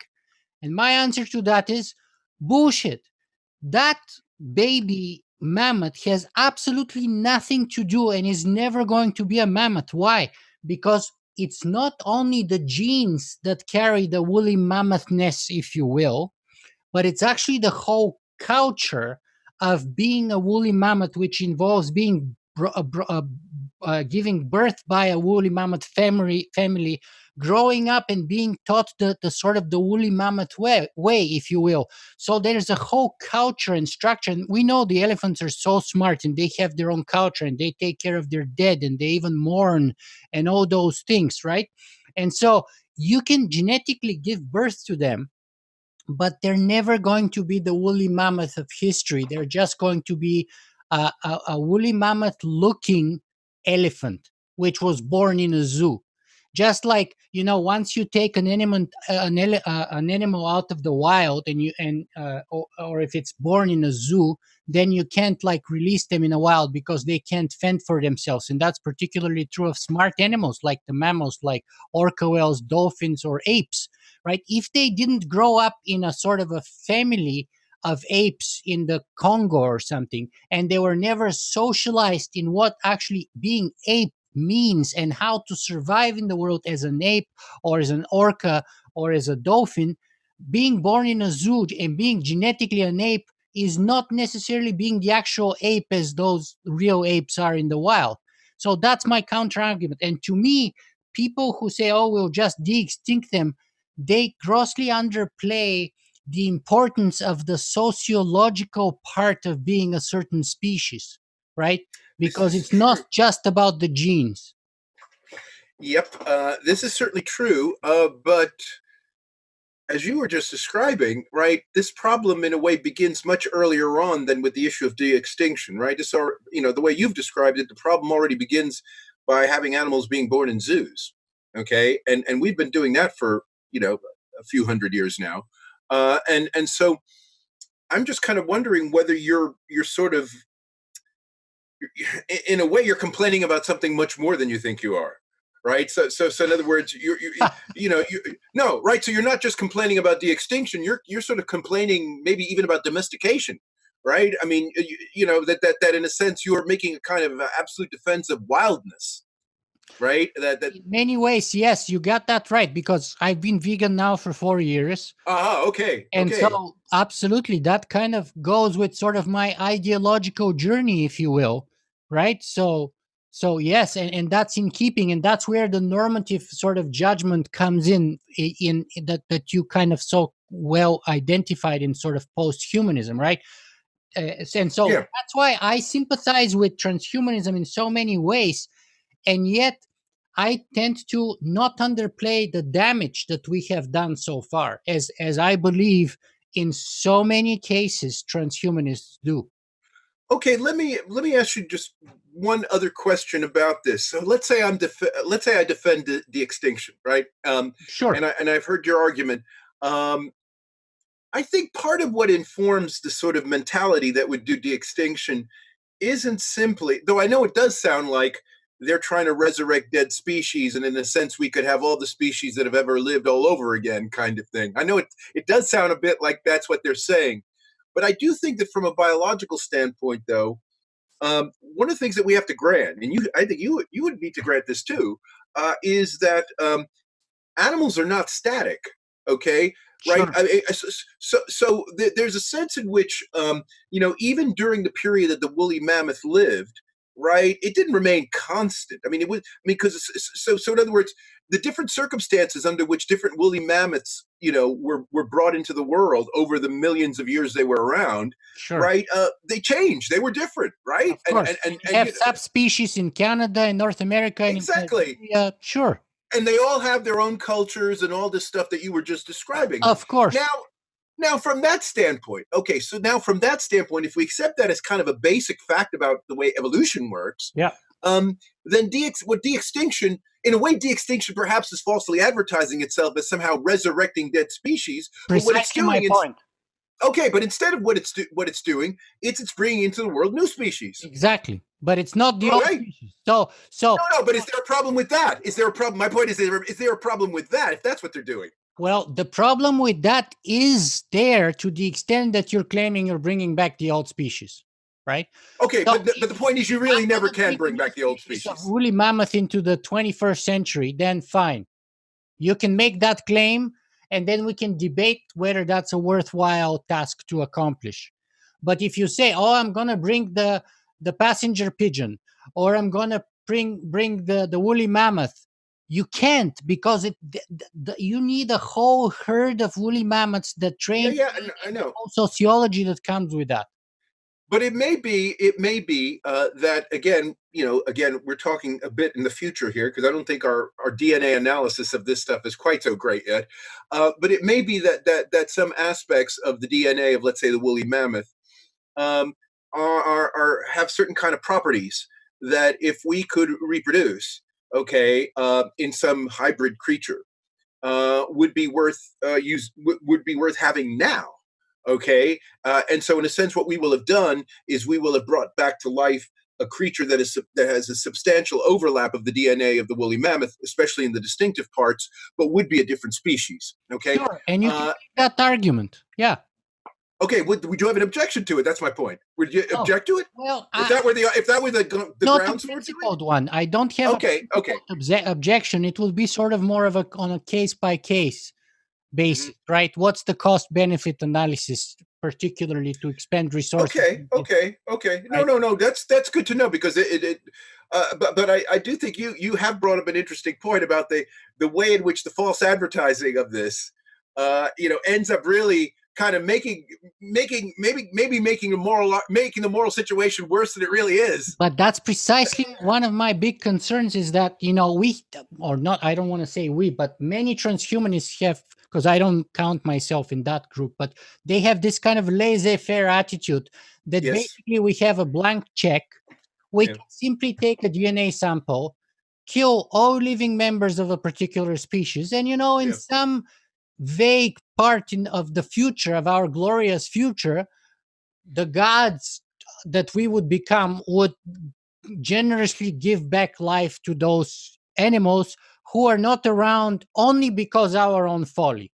And so first, that's problematic at least on two levels. First, that's not true, factually, because that species would be extinct for me based on the argument I made. But secondly, that kind of done at a large enough macro scale can bring on about our own demise, because we kind of fail to understand how we fit within that hope and how codependent we are on those other species. And if we fail to reach godhood early enough, but we extinct all the other species, we may actually fail to reach our transhuman potential precisely because we are so blindly arrogant in destroying the world around us, all the species on which we depend. Yes, I could see that. I mean, I think that it's at this point that this is when the transhumanist argument for having multiple paths moving simultaneously. So in other words, we got the people taking care of the earth, along the lines that you're talking about, but then we might have the Elon Musks and all his friends, right, taking a handful of DNA, right, and traveling around on spaceships and setting up new colonies where, in a sense, the ecosystem becomes radically different. And so whatever codependencies that these humans of the future will have, it will be a radically different one that we will, to a large extent, constructed from scratch, right? Because you right. And so the point here is that transhumanists, this is why transhumanists sometimes talk about speciation, right? That the humans will become different species. Some will be very much codependent in the way you're talking about with the situation on Earth, and they will remain pretty much Homo sapiens. But then there'll be all these other species floating around and doing different things in different places. And transhumanism takes a liberal attitude on that. Right, but here's the problem with that too. So I'm for and against, and so the devil is in the details. So here's the problem. So first of all, Elon is greatly overselling it. Okay, so saying that uh, uh, colonizing Mars is a solution of overpopulation on our planet is utterly ridiculous. Like anyone who knows about the costs of sending here one or two people to Mars, let alone 1 or 2 billion. let alone billions of people, that's utterly ridiculous statement saying that it's a solution to overpopulation. He's going to tell you economies of scale. Right. So right. It costs a lot to bring up 1 or 2 to Mars, but once you got that figured out, 1 or 2 billion, easy. I don't think the physics works in favor. So that's one problem with Elon. Secondly, how it's done, I think it could be done, and I'm all for that. So some adventurers like Elon to go there, right? And so we can give them certain support, but also they need to grant certain kind of taxation to us. So, for example, if you're Elon Musk, you cannot simply fly away and take away all your money with your wealth, or leave it here as an investment on Earth. Once you decide to go on that colony, we need to do something like, I think, a 50% tax rate or something like that, and have some kind of an arrangement with you, because you have to acknowledge in some kind of material way the debt that Earth has given to you in terms of the possibility and the chance to explore Mars. And so, provided we meet those conditions, I'm totally okay for letting adventurers like Elon Musk go and populate the universe, as long as they don't oversell that to the general population, and as long as they meet certain conditions about not sort of destroying or taking away all their wealth with them. Right? Well, look, I mean, I think you're going to get that wish. If he ever does, really try to colonize the cosmos, I think you will get that wish, because as far as I know, Bitcoin only works on Earth. Okay, so the point is there's going to have to be some kind of financial arrangement still with Earth, insofar as Earth will have the only banking system, at least for a while, that this will be an opportunity for you to set up some kind of negotiated settlement. Because what would it mean for Elon Musk to take all his wealth to Mars? What do you do with it? You can't do anything with it. If it's in Bitcoin, you can take it with you even in death, supposedly, right? Because what do you do? But what do you do with it? This is the point. What do you do with it on Mars? Well, you invest it in the new colony with new settlers or whatever. You create a new economy, and you need capital to start. So he better he's going to need to bring some bankers on a spaceship then. Okay, because so far the banking system's on Earth. And all the Bitcoin stuff is happening on Earth too. I mean, I'm just saying it's a practical point. You don't need bankers. You need computers. You basically need a decentralized system that is the backbone of that shared trust. But who is he trading with? Who is Elon Musk trading with when he moves to Mars? Well, right. This is the point. Sure, those are all good questions, and it's not going to happen, at once. Just like when the Europeans came to the New World, in the beginning there were a few outposts, and it was hard to trade and all that stuff, but eventually it picked up, right? Oh, no, you're right. But the point is, I'm just saying, I'm agreeing with you. I actually think that he will be forced into the kind of discussion that you want to have about his wealth, because he's not going to be able to just start up a whole new banking system from scratch and take all his wealth there and do something with it. Right. That's not going to happen. He would have still investments in his, Tesla factories or battery factories, or what may have you still here when he flies over there. So anyway, but we're running out of time. So let's get okay. So that's right. We covered a lot of stuff here. So let me just ask you quickly, and maybe we have 20 some minutes here. I'll keep you maybe a little bit longer, but what are the greatest? Let me just ask you this: if we take the macro view, we zoom back out, what are the greatest issues that humanity is facing in this 21st century? Because Elon Musk has a very particular view, right? According to Elon Musk, Bill Gates, Steve Wozniak, maybe Bill Gates, even the late Dr. Stephen Hawking, they all said that AI is that No, that's not the problem. right? That's for sure not the problem. Yeah. Okay, so what is the problem according to Steve Fuller then, and why is not AI the big problem? Well, let me tell you what I think the real problem is. The big problem is going to be the issue that we've been talking about throughout this discussion, and that is the definition and value of humanity. Okay? So in other words, I do see, first of all, that this distinction between the trans and posthumanists is going to have greater and greater salience in the political arena. And that's going to boil down to the extent to which we really do value human beings and what it is that we value about them. And I think there's a lot of questions that are already being opened up about this. And so one of the things that we've only kind of skirted around, which I think is part of this discussion, is the value of humans vis-a-vis other animals. And as you and part of the environmental movement and the animal rights movement, right, which is very much broadly speaking part of this kind of posthumanist trajectory, really are I don't want to say that they are anti-human. I think that might be a little bit strong, but I do think that there are a lot of people, especially I would say of the younger generation, who in a sense, if you look at what their primary modes of affiliation are, in other words, what is it that you relate to the most, right? It seems to me you got two kinds of answers that are on horizon, which are really quite different from each other. One of them is animals, right, and nature, and that they relate to that, right, more than they do other human beings. That's one thing. And the other thing, of course, is the whole cyberspace thing, okay? That people relate to stuff happening online. And they're not really too fussed about whether the originators of the stuff happening online are human or not human or whatever, right? As long as they get some kind of meaningful interaction out of it, okay? And it seems to me that these two things are as kind of ways in which people are spending their time, affiliating, establishing their identities and stuff like that. They are really challenging a very core, a kind of coherent sense of what it is to be a human being. Okay, because I don't think we could take for granted anymore, and we're going to be able to take it even less for granted in the future, that people's primary modes of affiliation are with other human beings. Okay, and this is a problem. This is a problem, right? I mean, and trans and posthumanism are right in the middle of this. I agree with you completely, I have to say, and that was kind of the original question behind me starting my blog 10 years ago.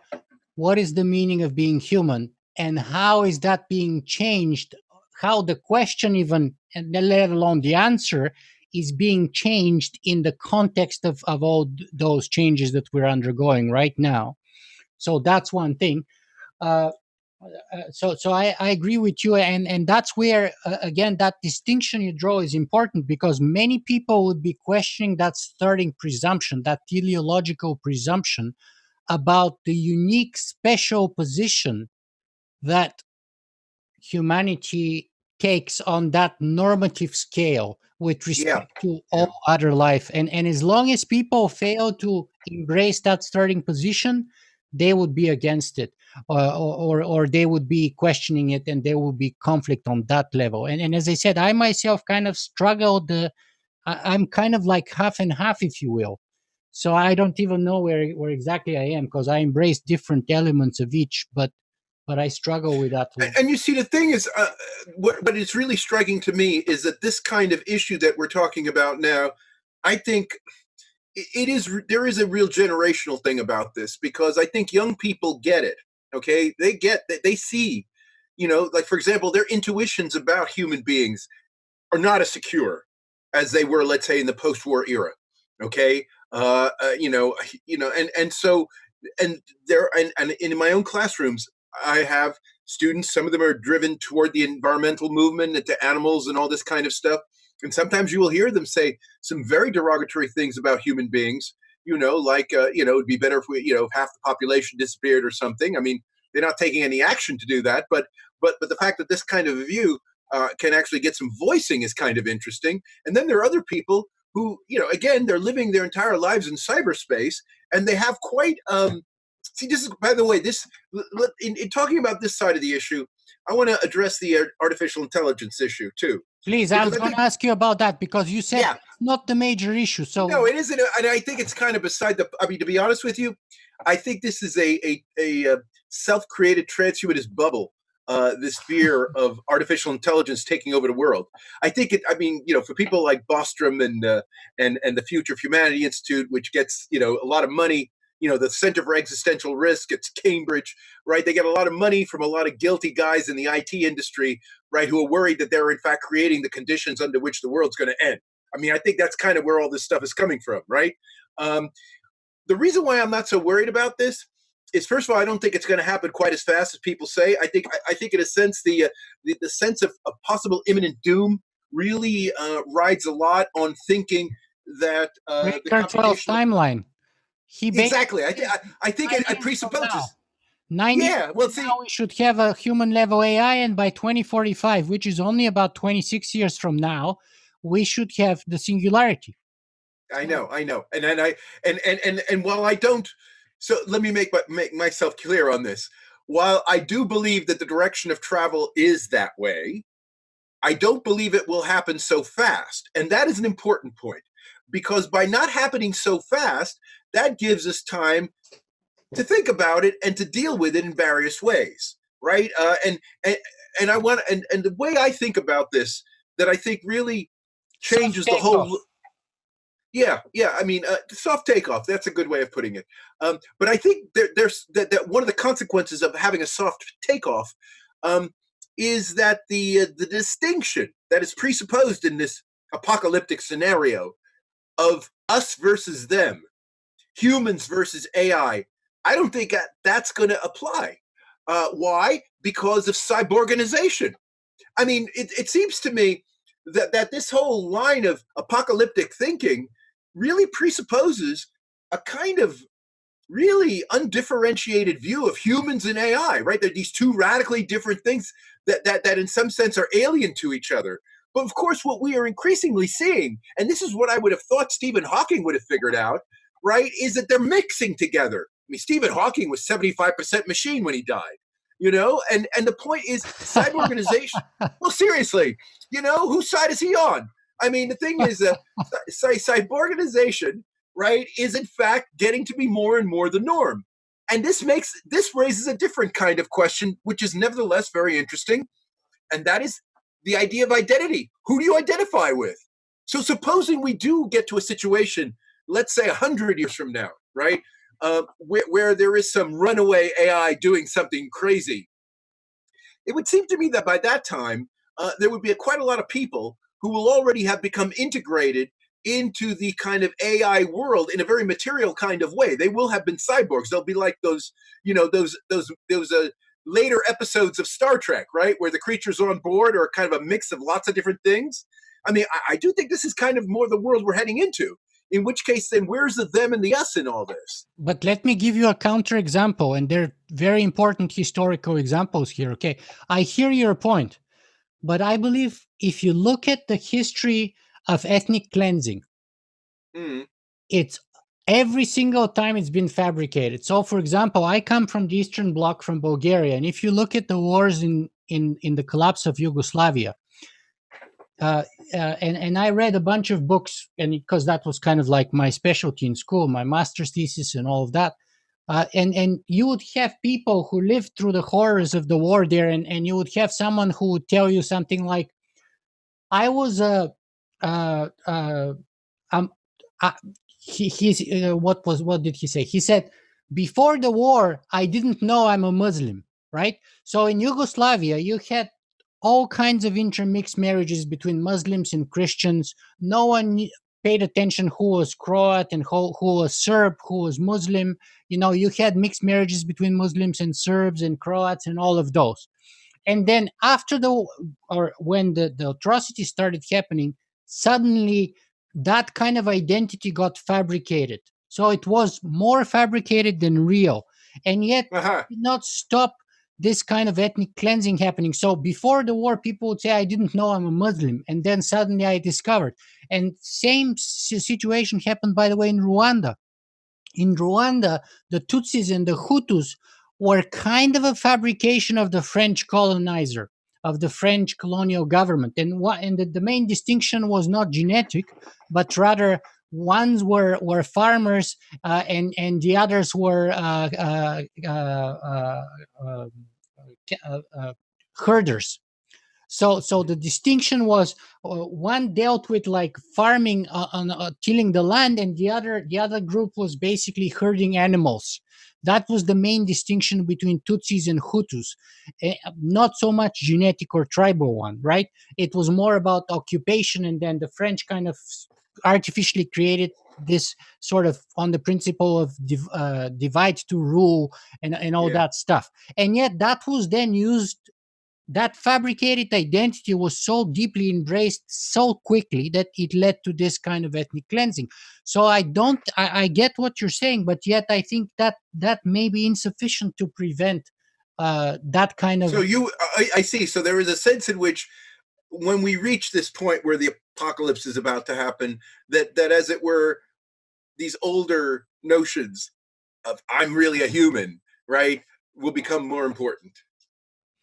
Well, no, but I'm just saying that the new identities that could emerge at that time, which we may not be able to foresee right now, could be divisive enough and polarizing enough to give rise to that kind of level of violence, is what I'm I trying to see. say. And I I don't know see. I along see. what categories I that see what you're that saying. that crevice would emerge, but I'm just saying the potential of creating a crevice is there, and I see. some agent or other exploiting it, creating it artificially, and then exploiting it for other reasons, right? Okay, Just that's like interesting. Milosevic did in Yugoslavia, for example. I see. I see.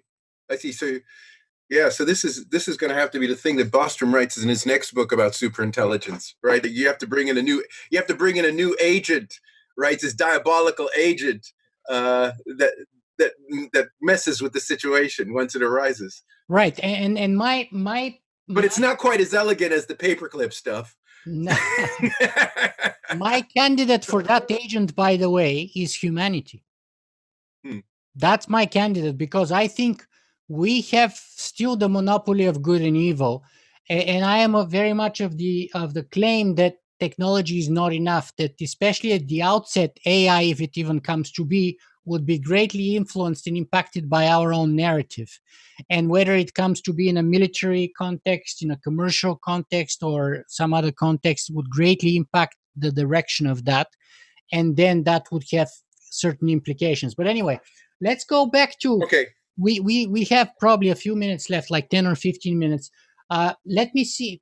Where does this book of yours, the latest book that I just finished reading, fit here within this discussion, which is called, by the way, Nietzschean Meditations, Untimely Thoughts at the Dawn of the Transhuman Age. So first of all, when is the book coming out?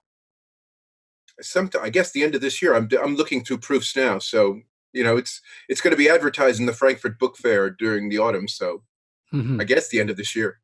Okay, and where does this book fit within this conversation then? Okay, well,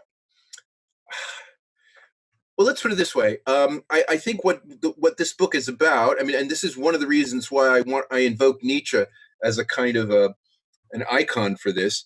It's about, as it were, what are the existential issues that face a transhumanist if you take these ideas seriously. Okay, so I talk about a lot of things in the book that I think transhumanists very often don't want to talk about, and I think we've touched on some of these here. So for example, I put a lot of emphasis on the morphological freedom argument, right? So in other words, and morphological freedom is, in a way, a kind of two-edged sword with regard to transhumanism, because on the one hand, I see it very much, and I think a lot of the transhumanists would agree on this point, that in a sense it could be seen as very much part of the sort of expansive mentality that's been associated with liberalism in the modern era, right? And where liberalism is understood as being released from your origins, right? So it doesn't matter who your parents are. It doesn't matter what race you are, right? I mean, a lot of these things where in the past people were judged by their origins, and this held them back and made it difficult for them to do anything in life other than what their parents did, okay? Right. That gradually the history of Biology is liberalism. no longer going to be destiny. Right, and neither is class origin, and neither anything that has a kind of origin story built into it. Yeah. Those things have been largely deconstructed during the modern era, and it's normally seen to be part of liberalization. Yeah. And so transhumanism, the morphological freedom idea, belongs in this category as well. So, for example, you could perhaps be a human being, or an entity could be a human being without having been born a human being. Let's put it that way, right? So AI is not born a human being, but could qualify to be a human being, right? So this would be, as it were, taking that morphological freedom argument down the path of liberalism, to the logical conclusion. And I'm very supportive of this kind of idea in the book. But it does, as it were, stretch at the limits of liberalism, okay? Because historically, liberalism has presupposed that one of the things about that, as it were, first of all, the variation among people isn't that great. And that things like gender differences and race differences and class differences, in some way they balance out, right? That people need each other, they're reciprocal relationships between people. And this justifies a division of labor in society. And what it does is it reinforces a kind of general metaphysical idea of natural equality, because no one's self-sufficient, right? Everyone needs everyone else for something, okay? I mean, and this has always been part of the liberal mentality, and you see this with John Locke, with Adam Smith, with all these people. And so this was often called natural equality, right? So natural equality is not that we all have the same qualities, but rather, in a sense, we're all equally dependent on each other almost. It's more like that argument. But you see, if you really take some of the transhumanist imaginaries in a very strong way, like being able to upload your mind and be able to have access to all, to all the knowledge on the internet and all the rest of it, then you do get to, and some transhumanists do talk this way, about living in a self-sufficient world, right? A world, and this is where all this issue about speciation being tolerated and all of that stuff. And so in that regard, then it really changes the whole look of morphological freedom, okay? And you end up getting a complete dissolution of the human, right? It just kind of explodes into these many different things like shrapnel, okay? And I do worry there is very much this tension within transhumanism, which we will have to come to grips with politically in the not too distant future, I think. So that's one issue. The other issue that is big in the book that we haven't really talked about here, because we haven't talked too much about the biological side of transhumanism, namely this issue about pushing longevity forever. And the way I talk about it in the book, which is very much uncharacteristic of the way transhumanists normally talk about this, is I don't presuppose that just because you can live forever, if you can, that you should live forever. Okay? So in other words, the final chapter of the book is called Death as a Lifestyle Choice in Transhumanism. And so with the book, right. Go so ahead. I have had this argument with some notable transhumanists, more recently, lastly, with Gennady Stulyarov II, who basically said death is wrong and life is right, and that's it, right? And that's why we should live forever, basically. And to me, that sounds a very circular argument. Well, Like sure. saying, I am the king and you're the subjects, and the reason is because I'm the king and you're the subjects. It's like this kind of circular, Yeah. or I am a rich and you're a poor guy, or like I am smart and you're or like any other kind of ridiculous circulars are. And to me, you have to bring some kind of outside utility if you were to claim that your argument holds any merit in terms of any value, right? Rather than just having this circularity. So am I like, do you agree with me or do you disagree? I do agree with you on that point. I mean, I also think that this fixation on living forever, in a way, I'm afraid, reflects the parochialism of a lot of transhumanism, because transhumanists seem to be under the supposition, and the gentleman you were referring to seems to have this idea, that if you can live forever, who wouldn't want to live forever, right? Right. Whereas there's absolutely no evidence that most people want to live forever, right? So in other words, this would be a hard sell, okay, even if it were possible. But If you really, not only that, but what's the value of living to have no, it living to have it ongoing forever, right? So first of all, like let's examine this historically. So let's say you're Hitler. Do I want Hitler to live forever? Clearly, and I'm sure they would say no. right? So Unless you could put him in prison forever. right, but then what's the point? What's the Well, point? because then, oh well, excuse me.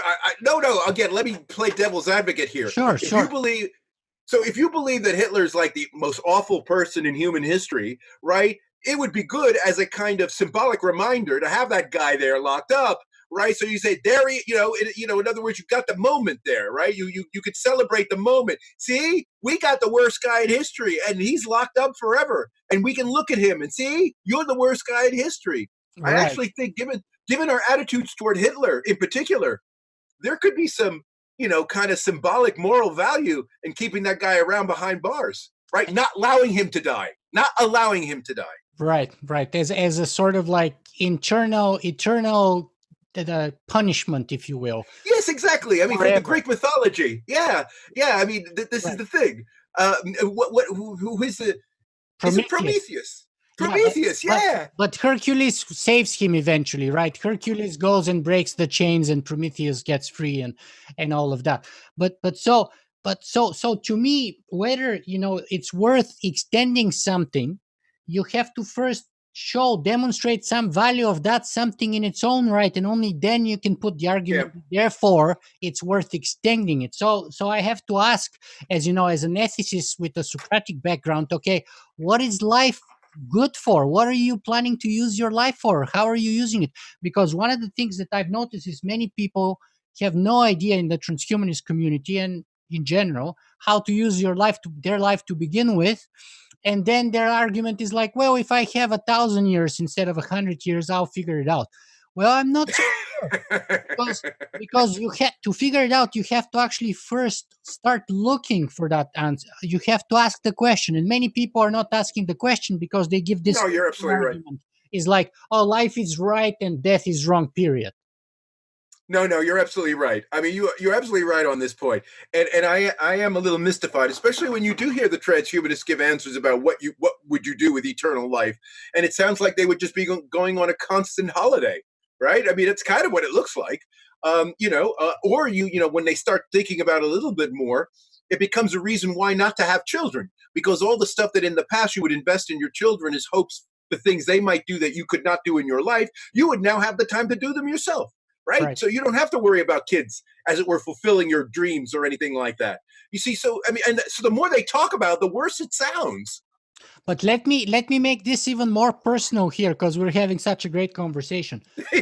What about you? Because I personally am giving this counter argument, but of course, self-servingly, I am. If I had the chance, of course, I would self-servingly embrace, not in all situation, but in most situation, extended longevity. Right? Where do you stand on that? Would you embrace it, and under what conditions you would or you wouldn't embrace it? Well, I mean, I have thought about this, and first point I would make is that from a sociological standpoint, it is people, the so-called, and maybe my guess is you are younger than me, but the thing is that we're probably enough in the same age group to be called middle youth. Middle youth, typically, typically males. They are the ones who most want to live forever, right? People who are healthy, right? People who are like getting, who recognize that they are getting more years on them, and so as it were, society start, they're thinking, okay, society thinking, I'm getting close to the end here and all that, but I feel I'm just beginning, right? I mean, if you have that kind of attitude toward life, which I have, for example, and then the whole idea of having more time, makes perfect sense, right? I mean, and so I do think it appeals to a certain kind of person intuitively, but only to that kind of person. Because if you've had a life where you're just doing a lot of awful stuff in terms of your job and all the rest of it, you just want peace. You want out of here. I mean, there are a lot of people who, in a sense, or feel I've done what I can. And so I want to address that part of it in terms of me personally. I've done what I can, because I think that there's a sense in which that's kind of where my thinking focuses on. Now, as someone whose life, is intellectual in the broad sense, I spend a lot of time writing and communicating, and like I'm doing here, and teaching and all that kind of stuff. As a matter of fact, what you're doing when you're doing that kind of stuff that I do is, in a sense, you're engaged, especially when you're writing, you're engaged in a kind of self-codification. You're self-codifying, right? And I've always thought about this, and I think a lot of people who do spend their life writing think what they're doing this way as a kind of preparing a legacy. Right? So in other words, you are expecting to die. And part of what you're doing when you're living is laying the groundwork for others to come in the future. And so this is why you actually spend quite a lot of time trying to get your thoughts straight and writing them down, right? And leaving them somewhere where people will read them, right? And have some kind of impact on others, right? You really wouldn't be doing that if you thought you were going to be around forever, constantly communicating yourself, right? Yeah, Woody Allen's response to that line of reasoning is, I don't want to be immortal through my work. I want to be immortal through not dying. Okay, but this is different for me. I'm a kind of open-minded guy on this.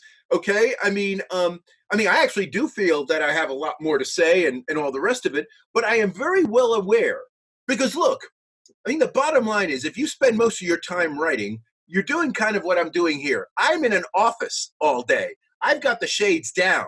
It's summer, right? I mean, I go running every day and I do a lot of traveling and all that kind of stuff. But most of all that stuff that I'm doing is channeled toward this stuff of doing all this writing, which is just basically preparing a legacy, right? And so there is a sense in which if one wants to be a bit kind of detached about it, about how I live my life, right, it is a kind of preparation for death, right? And I think this is true of sort of intellectuals more generally. And I don't think you have to even be particularly controversial to be engaged in this kind of mode, because the kind of living you're doing is really quite restricted and focused in that way. And let me bring here the last 3 or 4 questions here, but it makes a good transition because I wanted to ask you about the relevance and importance of philosophy in general and ethics in particular. And what you're talking here about brings, of course, what Socrates said in the Apology, I think, where he said that philosophy was basically preparing for death. That's what Yeah. philosophy was all about. Yeah. I mean, in the book, in this Nietzschean Meditations book, I actually, spend a bit of time talking about the Stoics and, I the love the Stoic Stoics. movement. Yeah, because the Stoics, I think, got it right. I mean, I think in a sense they got it. And I would wish that transhumanism kind of adopted this kind of standpoint, and then would be able to take a much more responsible attitude toward the question of death. Right, where in a sense, at the end of the day, if you've done what you think you can do, and you have the choice to live or die, you are, there's nothing compelling you to live, right? That you have done what you can do. And so a perfect kind of completion to your life would be to take your life in suicide. Okay. And I realize that this is a very taboo subject in the sort of world we're living in now.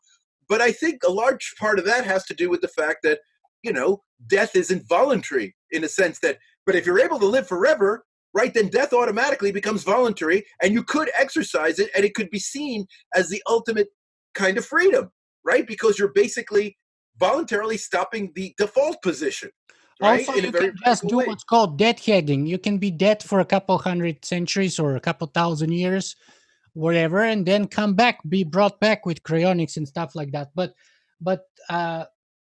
of course, the transhumanists would call us both here old-fashioned deathists because both of us have a very kind of a lot more open-ended view Yeah. of death and the sort of the avoidance of it, whereas they would say under no conditions. And that's like one thing that always kind of has pushed me away a little bit from transhumanists is that they don't see any circumstances in many cases where death would be warranted, whereas I see many circumstances in which I would prefer to be dead or to die for a reason or a cause or what have you, in a certain situation, whereas they don't see any kind such possibility. Well, I mean, I do think, one of the things I do talk about in the book about, as it were, systemic advantages of dying. Okay. So, that is to say, advantages that don't accrue to you personally, but may accrue to humanity as a whole, is this issue about how does radical change happen, right? Radical intellectual, cultural change. And a lot of it has to do with generational change in the very specific sense that you basically have a new bunch of people coming into being who are not saddled with the memories of the older people, right? The older people all go through life having, and especially in the way the transhumanists are thinking about it, because, right, one of the target diseases, perhaps the biggest target disease of the transhumanist biomedical imaginary is Alzheimer's, right? We're going to have perfect memories forever, right? We're not going to only live forever, we're going to remember everything.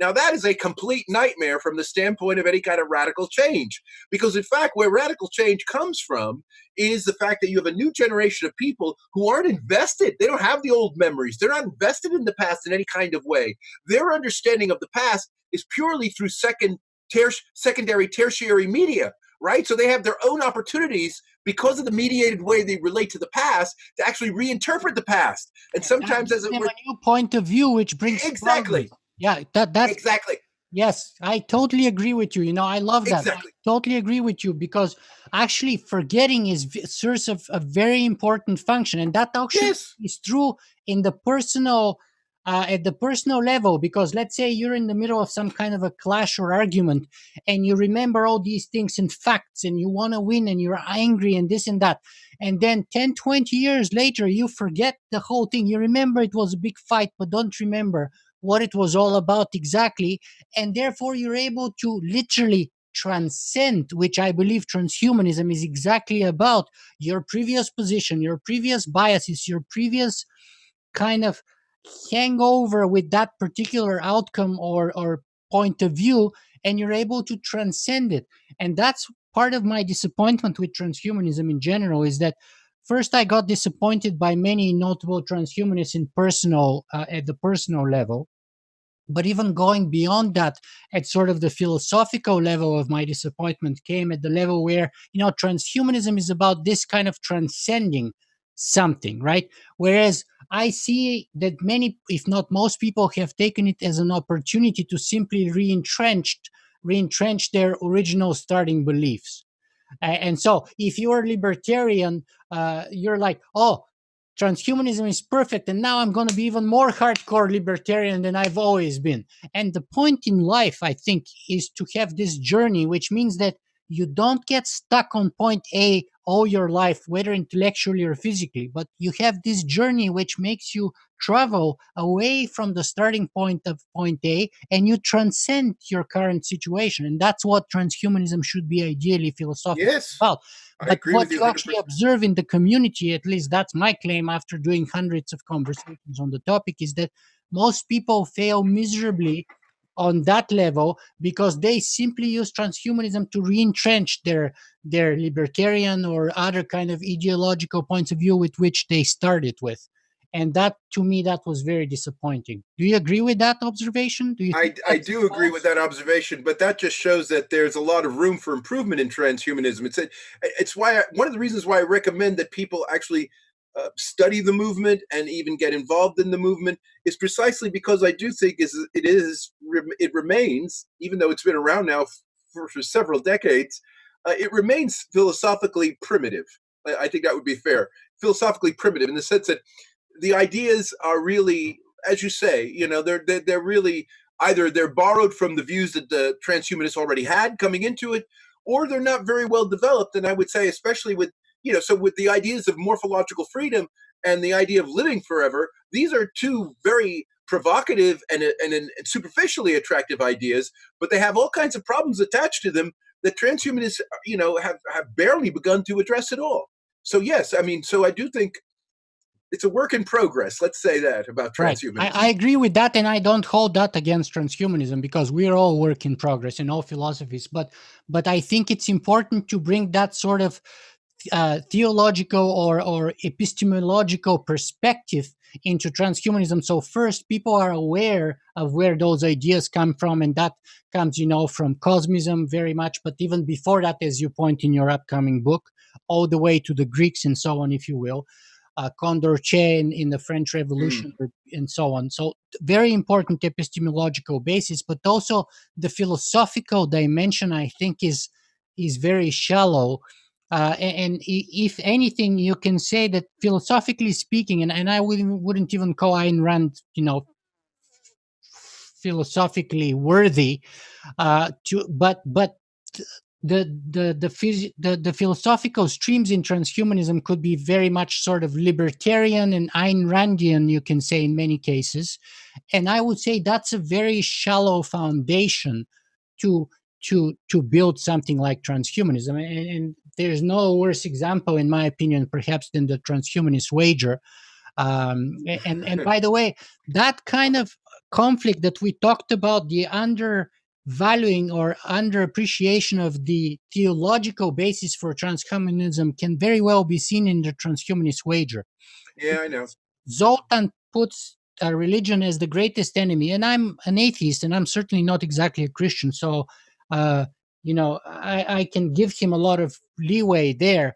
But going to the extremes that he goes in terms of wholesale destruction and bombing of all the world's monuments in the end and stuff like that, and sort of installing this kind of global transhumanist dictatorship for the benefit of all, just like all dictatorships, of course, are always for the benefit of all. So, like, that kind of shows shallow philosophical foundation and understanding of where the epistemology of transhumanism comes from, and underplays the benefits of those origins. Well, I let me just say, I'm in quite a lot of communication with Zoltan, and I think, and you're right in terms of that particular book, but I think Zoltan himself is a work in progress. So I We're wouldn't all quite give we're up. all a work in progress, yeah. And I'm Yeah, so I wouldn't give up hope entirely that because I have he and I have discussed a lot of this theological stuff. He and I are quite friendly. me and And him too, me and him too. But that mm, doesn't mean I don't disagree with him fundamentally. no. But I'm just saying, I think he might be able to shift on this issue. That's Okay. what I'm saying. Okay. All right. So Mm. Steve, we've been talking for about 2 hours and 15 minutes. Let me ask you this. Where can people find more about you and your work? Ah. Well, I do have a website at the University of Warwick, which has a lot audio files, of my talks. I give lots of talks all over the place, and also has articles of mine, and you can see my CV with books. But people can also contact me if they want through my email s.w.fuller@warwick.ac.uk, and maybe when you post this, you could indicate that, because I'm happy to deal with people who have some questions. I'll link to your website there. Okay. Yeah, yeah. And then the most important thing is, and I just want to bring this to a close, because I think this is a good point to end our Mm. conversation. And I think we have started a conversation that maybe we would have to revisit several times, hopefully in person, because I really enjoyed this. But what's the bottom line? What's the message that perhaps you would like our viewers and listeners to take away from this 2 hour and 15-minute conversation with Steve Fuller today, whether about transhumanism or in general? Well, I do think the important thing about transhumanism, I think, regardless of where you stand on it, pro or con, is that it is probably the movement at the moment that is really calling into question in a very fundamental way what it is to be a human being. And insofar as that question still has meaning to people, then transhumanism is actually a very good way of getting engaged with that matter, because transhumanism is a very polarizing kind of philosophy. Some people take to it immediately, they kind of get it and they love it, and other people think it's completely aberrant. And I think the difference, right, will have to do with your intuitions of what you think it is to be a human being. Okay.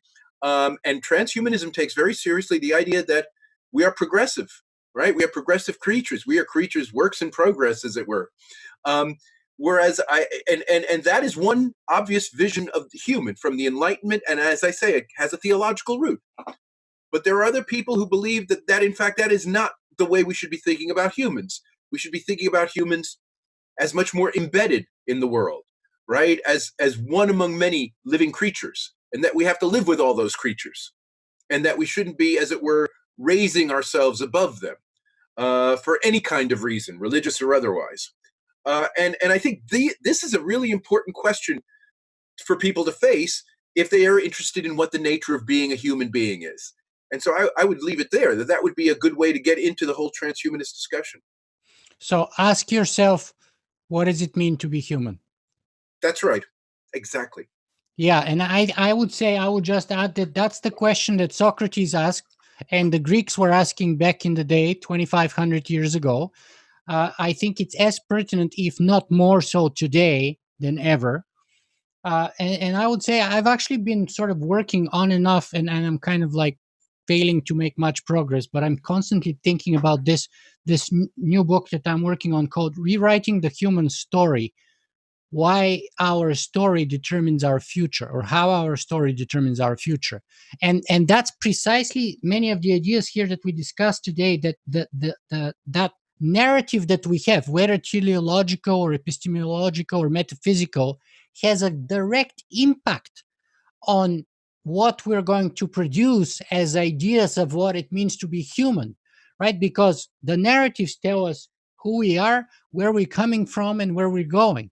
Whether you take the Bible, the Abrahamic religions, or whether you take, the sort of animalistic or more decentralized religions like Buddhism and so on, Hinduism, and that would have, and so being aware that those narratives actually set the space, or clear the space within which you can come up with answers to that question, is very important.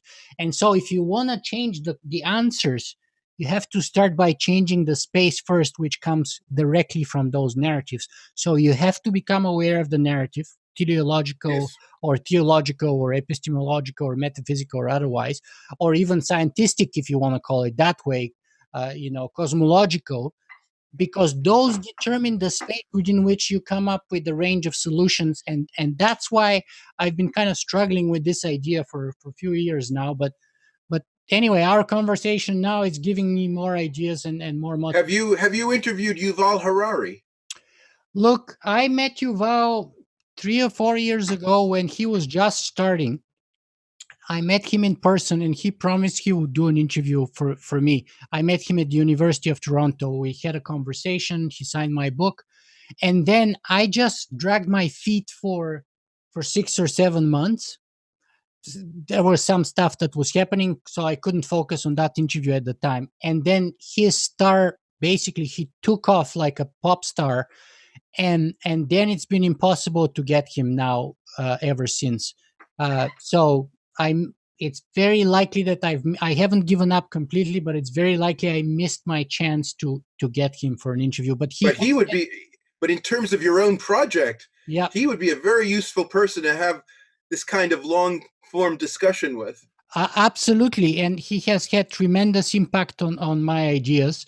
So absolutely, I can see that. I don't know if I'll be able to get him, let alone for such a generous long form discussion like I had with you today, because like literally one of the most wanted people around the world right now. Yeah. So, but anyway, Steve Fuller, thank you very much for being with us today. This was, for me personally, a very enriching conversation. I enjoyed it. Well, it was for me too. It was for me too, and I hope the audience will like it as well. I think it was quite interesting. Yeah.